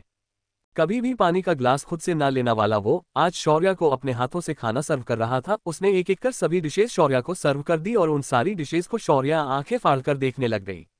ये खाना है? उसके दिमाग में सवाल आया और चिका तुरंत बोली, हाँ बॉस, यही खाना होता है। आप जो वहाँ खाती थी वो सिर्फ आपके बॉडी को न्यूट्रिशन देने का सोर्स था, चिका का कहा और शौर्या को वो खाना याद आ गया। बेस्वाद खाना था वो। ना उसमें नमक होता था, ना मिर्च मसाले और ना ही ऑयल। सिर्फ शौर्या ही नहीं, वह जितने भी और उसके जैसे गुलाम थे, उन्हें दिया जाने वाला खाना कम और एक तरफ की मेडिसिन ही होती थी को उन्हें एक्टिव रखने के लिए दी जाती थी। हाँ, कभी कभी अगर उनका काम बहुत अच्छा होता था तो उन्हें स्वीट में हलवा खाने को मिलता, लेकिन वो हलवा हमारे तरह नहीं बल्कि पानी में सूजी डालकर बॉईल की हुई होती थी और उसमें नाम का गुड़ मिलाया जाता था जिससे उस डिश को स्वीटनेस मिलती थी। और उस स्वीट हलवे को खाने के लिए वहां मौजूद सभी काफी मेहनत करते थे। एक तरह से वो स्वीट रिवॉर्ड नहीं होता था बल्कि एक तरह का लालच होता था जिससे वो सब और भी ज्यादा काम करते थे। क्या हुआ प्रिंसेस? अभिमन्यु ने उससे प्यार से सवाल किया। वो जिस तरह से खाने को देख रही थी उसे देखकर वही जरा कंफ्यूज हो गया था। मैंने इतना अच्छा खाना पहले कभी नहीं देखा था, शौर्या बोली और उसकी बात सुन अभिमन्यु ही नहीं वहां मौजूद सभी को काफी बुरा लगा। मयंक, अभिमन्यु का दोस्त, के बदबोले स्वभाव की वजह से लगभग विला में शौर्या और उसके घर वालों के बारे में थोड़ी बहुत खबर फैल गई थी। अरु वो सभी उसके बारे में थोड़ा बहुत जान चुके थे।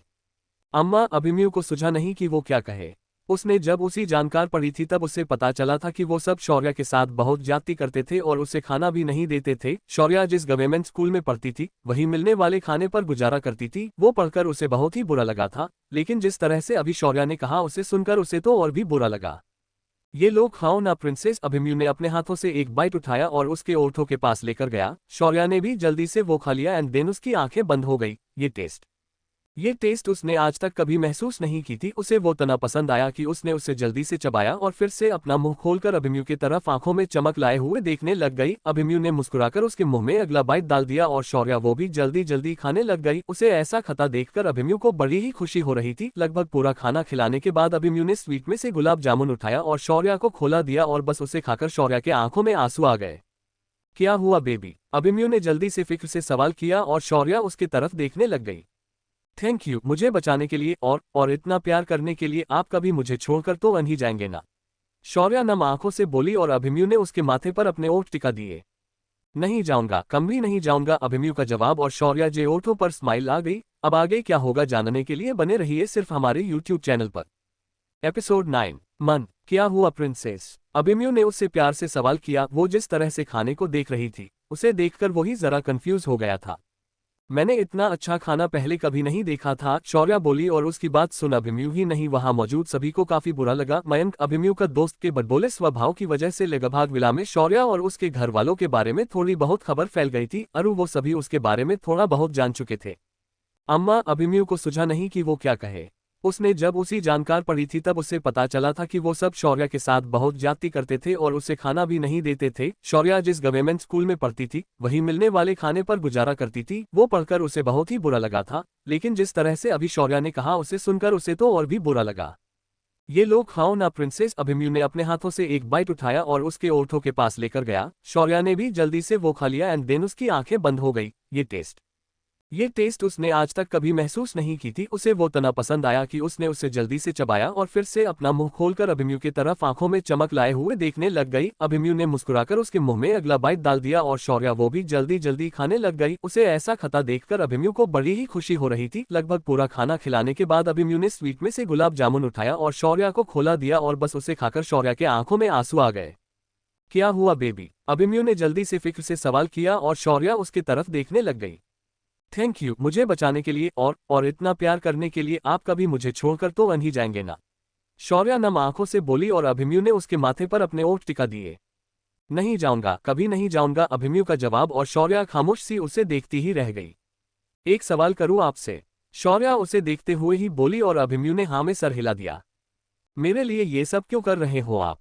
आखिर क्या रिश्ता है हमारा? मैं आपको जानती नहीं, पहचानती नहीं, फिर भी इतना सब कुछ क्यों? शौर्या ने उसके आंखों में देखते हुए सवाल किया और अभिमन्यु ने फिर एक बार उसके चेहरे को थाम लिया। Because you are my princess. क्या इतना जवाब काफी है? अभिमन्यु का कहना और शौर्या उसे देखते ही रह गई। नहीं सिर्फ इतना जवाब उसके लिए काफी नहीं था, लेकिन जिस अंदाज से जिस तरह से अभिमन्यु ने उससे ये बात कही थी ना, उसे महसूस कर शौर्या बस उसे देखते ही रह गई। उसके अंदर के इमोशन उसके ही समझ से परे थे। कभी भी किसी का प्यार ना मिली हुई वो उस लवेबल अफेक्शन को समझने में जरा कमजोर ही थी, लेकिन कुछ तो ऐसा था जो सीधा उसके दिल को छू गया। M your princess? शौर्या का सवाल करने जैसा टोन और अभिमन्यु ने हाँ में सर हिला दिया। Yes you are my princess, my future queen, Abhimanyu का जवाब और शौर्या मुस्कुरा उठी। कम में तुम्हें हमारा घर दिखता हूँ। अभिमन्यु का अभी खाना हो चुका था तो उसने उसके आगे हाथ करके कहा और शौर्या बिना कुछ कहे उसके साथ उठ गई। अभिमन्यु उसे बेसिन के पास लेकर गया। उसने पहले उसके हाथ धोए और फिर अपने हाथ धोकर उसके हाथों को साफ करने लग गया। शौर्या बिना कुछ कहे सिर्फ उसे ही देखे जा रही थी। उसकी ये छोटी छोटी हरकतें और उसका ये हमारा घर कहना शौर्या के दिल के अंदर तक जा बसा था। आगे का वक्त घर देखने में ही बीत गया। काफी सुंदर विला था अभिमन्यु का। फर्स्ट फ्लोर पर कुछ रूम्स, किचन और लिविंग रूम था तो वही सेकंड फ्लोर पर गेस्ट रूम थे। बाकी का थर्ड फ्लोर पूरा उसका ही था। उसका कमरा, जिम, स्टडी, स्विमिंग एरिया और बाकी के 4-5 कमरे खाली थे, लेकिन वहां उस फ्लोर पर जाने की इजाजत ज्यादातर स्टाफ को नहीं थी। गिने चुने ही लोग वहां जाते थे। उस फ्लोर को देखने बाद वो विला के बैक साइड आ गए और वह का स्विमिंग पूल शौर्या देखते ही रह गई। वो पार्टी के लिए तैयार किया हुआ एरिया था, लेकिन ये बात अलग थी कि आज तक इस विला में उसके मोम डैड और 1-2 फ्रेंड्स के अलावा और कोई भी नहीं आए थे और ना ही उसने कभी यहाँ उसके घर में कोई पार्टी होस्ट की थी। शौर्या की नजरें अब भी स्विमिंग पूल पर ही थी और उतने में अभिमन्यु का कॉल रिंग हुआ। प्रिंसेस अर्जेंट कॉल है, बस 5 मिनट। हाँ, अभिमन्यु ने उससे जाने की इजाजत मांगी और शौर्या ने हाँ में सर हिला दिया। अभिमन्यु वहां से दूर गया और उसने कॉल उठा ली। शौर्या अब भी पानी की तरफ ही देख रही थी। पानी काफी पसंद था उसे, ना पानी नहीं समंदर पसंद था उसे, बहुत ज्यादा पसंद। उसकी ऊंची ऊंची उठती लहरें, उन लहरों की आवाज, समंदर का शांत रूप और जब उसने भवंडर आता था वो रूप। पूरे कहना हर्ज नहीं होगा कि शौर्या पूरी तरह से समंदर के प्यार में थी और पानी के अंदर डीप डीप जाना उसे काफी पसंद था। अब भी जब उसने पानी को देखा तो वह अपने आप को नहीं रोक पाए और वो आराम से पानी में उतर गई। उस पूल का पानी काफी गहरा था, लेकिन जितना गहरा था उतना ही साफ भी था। ब्लू कलर के उस पूल के अंतिम छोर को तक के देखा जा सकता था और उसकी उसी खोली में शौर्या धीरे धीरे करके जा रही थी। अभिमन्यु ने बात करे हुए ही शौर्या के साइड को देखा और जब वो नहीं दिखी तो वो पैनिक हो गया। उसने कॉल कट कर दी और जल्दी से उस तरफ आ गया। उसने पूल में झांक कर देखा तो शौर्या आराम से पानी के तल में बैठी हुई थी और उसके चेहरे से वो बहुत ही शांत नजर आ रही थी। सच कहे तो अभिमन्यु जालिद से पानी के अंदर जाना चाहता था और उससे बाहर निकलना चाहता था। उसके जख्म अभी भी पूरी तरह से भरे ही नहीं थे, में भी ज्यादा पानी की कांटेक्ट से वह इन्फेक्शन हो जाता। इसी वजह से वो पानी में से उसे बाहर निकालने के लिए कूदने ही वाला था कि शौर्या के चेहरे पर उसे सुकून भरे खुशी भरे भाव दिखाई दिए और वो वही खड़ा रहा। शौर्या पानी के अंदर 22 सेकंड से थी। अभिमन्यु का ध्यान था उस पर और उस हिसाब से वो अच्छे से जानता था कि वो कब से पानी में है। फिर आगे कुछ और सेकंड्स बीते। 30 seconds, 40 seconds, 50 seconds, 1 minute and 10 seconds. जैसे जैसे एक आगे बीत रहा था वैसे वैसे अभिमन्यु की दिल की धड़कनें बढ़ती जा रही थी। वो पानी में कूदना चाहता था, शौर्या को भर नुकलाना चाहता था, लेकिन शौर्या के चेहरे पर के भाव से ऐसा करने से रोक रहे थे। बट अब अभिमन्यु से रहा ही नहीं गया। शौर्या को पानी में जाकर 1 मिनट और 32 सेकंड्स हो गए थे और अभिमन्यु पानी में जंप करने ही वाला था कि शौर्या उससे ऊपर आते ही दिखाई दी और ऊपर आकर उसने एक लंबी सांस ली और साथ ही में उसके ओठों पर बड़ी वाली स्माइल भी आ गई। तैरते ही वो अभिमन्यु के पास आए और अभिमन्यु ने उसके आगे हाथ कर दिया। उसे बाहर निकला कर अभिमन्यु ने तुरंत उसे अपना कोट पहनाया और अगले ही पल शौर्या उसके गले लग गई। मैं कब से ये करना चाहती थी, मुझे स्विमिंग बहुत पसंद है मान, थैंक यू, आपके वजह से मैं ये कर पाए, शौर्या ने खुश होकर कहा और अपने खुशी में उसने अभिमन्यु को मन कहकर पुकारा और बस अभिमन्यु के ओठों पर भी बड़ी वाली स्माइल आ गई। क्या उन दोनों को लव स्टोरी आगे बढ़ेंगी या फिर होगा कुछ ऐसा कि उन दोनों को दूर होना पड़ेगा और शौर्या की फैमिली जा उसे कभी मिल पाएंगी? जानने के लिए हदे रहिए आगे की एपिसोड के साथ। अब आगे क्या होगा जानने के लिए बने रहिए सिर्फ हमारे यूट्यूब चैनल पर। एपिसोड 10, क्या आपको अब मैं पसंद नहीं हूँ? क्या आपको अब मैं पसंद नहीं हूँ? शौर्या पानी के अंदर 22 सेकंड से थी। अभिमन्यु का ध्यान था उस पर और उस हिसाब से वो अच्छे से जानता था कि वो कब से पानी में है। फिर आगे कुछ और सेकंड्स बीते। 30 seconds, 40 seconds, 50 seconds, 1 minute and 10 seconds. जैसे जैसे एक एक सेकंड आगे बीत रहा था वैसे वैसे अभिमन्यु की दिल की धड़कनें बढ़ती जा रही थी। वो पानी में कूदना चाहता था, शौर्या को बाहर निकालना चाहता था, लेकिन शौर्या के चेहरे पर के भाव से ऐसा करने से रोक रहे थे। बट अब अभिमन्यु से रहा ही नहीं गया। शौर्या को पानी में जाकर 1 मिनट और 32 सेकंड्स हो गए थे और अभिमन्यु पानी में जंप करने ही वाला था कि शौर्या उससे ऊपर आते ही दिखाई दी और ऊपर आकर उसने एक लंबी सांस ली और साथ ही में उसके ओठों पर बड़ी वाली स्माइल भी आ गई। तैरते हुए ही वो अभिमन्यु के पास आए और अभिमन्यु ने उसके आगे हाथ कर दिया। उसे बाहर निकालकर अभिमन्यु ने तुरंत उसे अपना कोट पहनाया और अगले ही पल शौर्या उसके गले लग गई। मैं कब से ये करना चाहती थी, मुझे स्विमिंग बहुत पसंद है मान, थैंक यू, आपके वजह से मैं ये कर पाए, शौर्या ने खुश होकर कहा और अपने खुशी में उसने अभिमन्यु को मन कहकर पुकारा और बस अभिमन्यु के ओठों पर भी बड़ी वाली स्माइल आ गई। मुझे खुशी हुई ये जानकर कि तुम्हें खुशी मिली, लेकिन नेक्स्ट टाइम हमारे फ्लो पर बने हुए स्विमिंग पूल में स्विम करना। यहाँ नहीं। हाँ प्रिंसेस, अभिमन्यु खुश तो था लेकिन उसके साथ वो थोड़ा पजेसिव भी हो गया। और क्यों ना होता, पानी से बाहर निकली हुई शौर्या की खूबसूरती इस कदम नूर दे रही थी कि उसकी तो क्या किसी की भी नजरें उस पर से हट नहीं पाती और भीगने की वजह से उसके बॉडी को चिपके हुए उसके कपड़े, उफ कितने परफेक्ट कप थे उसके बॉडी के जिसे देखकर किसी भी लड़के का दिल बहक जाता। और अभिमन्यु को बिल्कुल भी पसंद नहीं आता कि कोई उसे ऐसे देखे, सो उसने यहाँ के बजे उसे उसके पर्सनल पूल में स्विम करने को कहा और उसे अपने बाहों में उठाकर वो ऊपर उनके कमरे की तरफ बढ़ गया। अभिमन्यु ने दसीदे उसे उसके लिए तैयार किए हुए वॉकिंग वार्डरोब में लेकर आ गया, जहां उसने शौर्या के लिए हर टॉप ब्रांड के कपड़े, एक्सेसरीज, शूज, पर्स और हर वक्त वो लड़कियों की जरूरत की चीजें रखी हुई थी। उसने अपने हाथों से शौर्या को एक ड्रेस दिया और चेंज करके आने को कहकर वो बाहर चला गया। शौर्या भी चेंज करके आ गई और फिर उसने उसे ड्रेसिंग टेबल के पास लाकर बिठा दिया और उसके बाल फिर से ड्राई से सुखाने लग गया। उस ड्रेसिंग टेबल पर भी उसने उसके मेकअप की और स्किन केयर के लिए हर एक प्रोडक्ट रखे हुए थे, किसी भी चीज की कमी नहीं रखी हुई थी अभिमन्यु ने उसके लिए। उसके बाल सूखते ही अभिमन्यु ने पहले उसके हाथ की ड्रेसिंग चेंज की। वो एक बहुत ही काबिल डॉक्टर था, सो उसने सब कुछ परफेक्टली बिना उसे कोई भी तकलीफ हुए कर दिया। अच्छे से ड्रेसिंग होने के बाद अभिमन्यु ने उसकी मेडिसिन उसे दी और फिर उसे अपने बाहों में उठाकर वो बेड पर ले आया, उसे लेटाकर और अच्छे से ब्लैंकेट से कवर के वो भी उसके पास लेट गया। और तभी उसे कुछ याद आ गया, वो उठा और एक तरफ चला गया और यहाँ उसे दूर जाता हुआ देखकर शौर्या का मुंह बन गया। प्रिंसेस को पसंद नहीं आया उसके प्रिंस को दूर जाता हुआ देखना।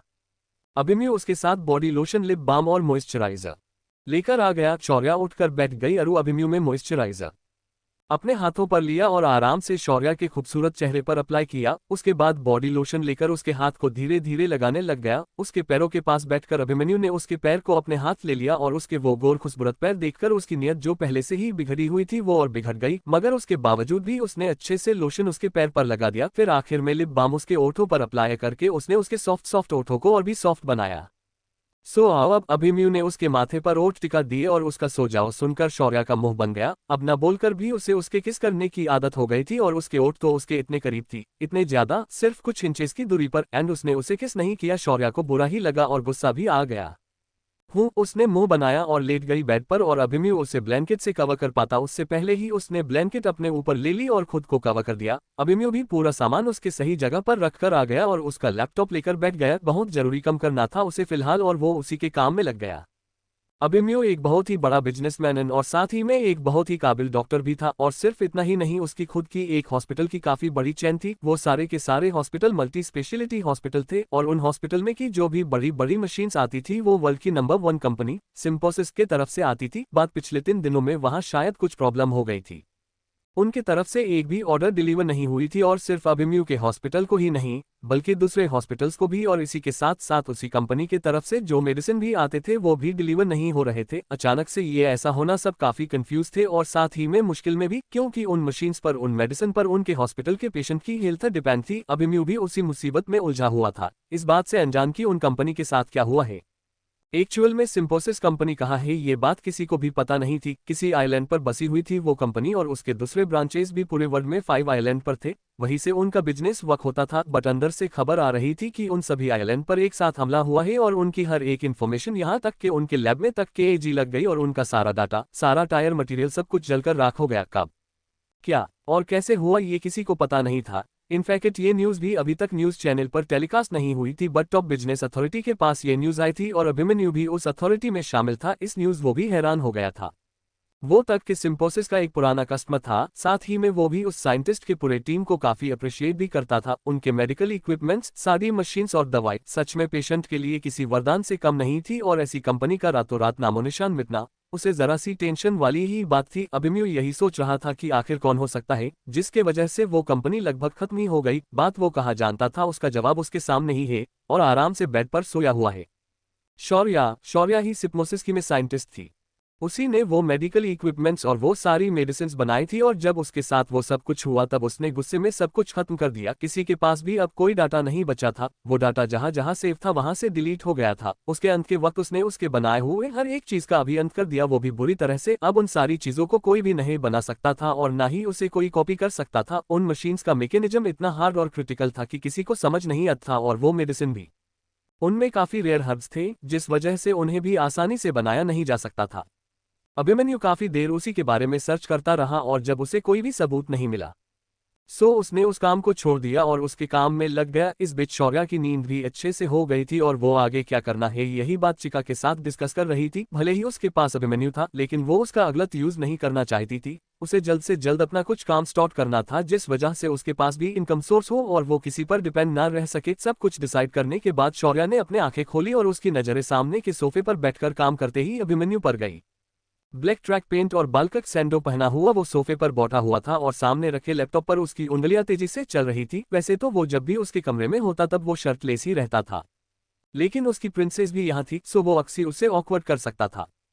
उसने सैंडो पहनी हुई थी और कसम से वो ब्लैक सैंडो उसके गोरे बदन पर ऐसे दिख रही थी कि किसी की भी नजरें उस पर से हट ही नहीं पाती कि वो पहले से ही कमल की बॉडी और भी कमाल की दिख रही थी। मेसी हेयर उसके चेहरे पर बिखरे हुए थे तो वही उसके ओठों लगातार कुछ पड़ते हुए हिल रहे थे। उन सेक्सी ओठों को देखकर तो शौर्या को उनकी किस याद आ गई और उसके ओठ सूखने लग गए। उसके हाथों के मसल्स और लैपटॉप पर तेजी से चलती हुई उंगलियां, शौर्या तो खो ही गई थी उसे देखने में। और फिर अभिमन्यु का उसकी केयर करना, उसे पैम्पर करना, उसे प्रिंसेस बोलना, हाय उसके गाल जो शर्म से जल उठे और वो शर्मा कर ब्लैंकेट में छिप गई। अभिमन्यु भले ही काम में बिजी था लेकिन उसकी एक नजर शौर्या पर ही बसी हुई थी और उसका यू से देखना फिर शर्माना, हाय अभिमन्यु का दिल भी खुशी से उछल पड़ा। वो उसके पास जाना चाहता था और उसे बहुत बहुत प्यार करना चाहता था, मगर हाय रे ये काम करना जरूरी था। अभिमन्यु ने किसी तरह से खुद कंट्रोल किया और उसके काम में बिजी हो गया। शौर्या को भी फिर से नींद लग गई। लगभग रात के वक्त ही उसकी नींद खुली और अभिमन्यु ने इस बार भी उसे उतने ही प्यार से डिनर करवा दिया, उसकी केयर उसके साथ एक छोटी सी वॉक कर उसने फिर एक बार उसे मेडिसिन और उसका नाइट स्किन केयर रूटीन करवाकर अभिमन्यु ने उसे बेड पर सुला दिया और वहां से उठने को ही हुआ था कि शौर्या ने उसका हाथ पकड़कर उसे रोक दिया। वो आज सुबह से एक बार भी उसके करीब नहीं आया था और ना ही उसने उसे किस की थी और शौर्या उसको इस वजह से अब बुरा लग रहा था। मिलकर उन्हें इतना सा ही तो वक्त हुआ था, बट इतने से वक्त में ही उसे उससे काफी लगाव हो गया था और वो उसके बिना रह नहीं पा रही थी। शौर्या की आंखें भर के आ गई। हे बच्चा, माय बेबी कब, क्या हुआ मेरे प्रिंसेस को, क्या कहीं दर्द हो रहा है? अभिमन्यु ने फिक्र से सवाल किया और उसका चेहरा अपने हाथों में थाम लिया। क्या आपको अब मैं पसंद नहीं हूँ? शौर्या ने इमोशनल होकर सवाल किया और उसकी उन हरी आंखों में आंसुओं की बूंदें छाने लग गई। नहीं बच्चू, ऐसा कुछ भी नहीं है, तुम मुझे बहुत पसंद हो, सबसे ज्यादा तुम पसंद हो मुझे, after all you are my princess. Abhimanyu उसे समझाते हुए उसके सर को कडल करते ही बोला और शौर्या ने अपने ओठ बाहर निकाल दिए। तो आप मुझे किस क्यों नहीं कर रहे हैं? शौर्या का सवाल और अभिमन्यु के ओठों पर बड़ी वाली स्माइल आ गई। सो मेरे बेबी को किस चाहिए? अभिमन्यु ने शरारती लहजे में सवाल किया और शौर्या की अनकहे हंस से झुक गई। ओ मेरा सुपर क्यूट बच्चा, मेरी गुड़िया तुम कितनी ज्यादा प्यारी हो, अभिमन्यु प्यार से बोला और उसने झुककर उसके गुलाबी नाजुक ओठों को अपने ओठों में भर लिया और उन्हें जी भर के चूमने लग गया। शौर्या भी उसका पूरा पूरा साथ दे रही थी और आगे के ना जाने कितने वक्त वो आपस में उलझे रहे। अब आगे क्या होगा जानने के लिए बने रहिए सिर्फ हमारे YouTube चैनल पर। आगे के एपिसोड सुनने के लिए आप हमें कमेंट कर सकते हैं।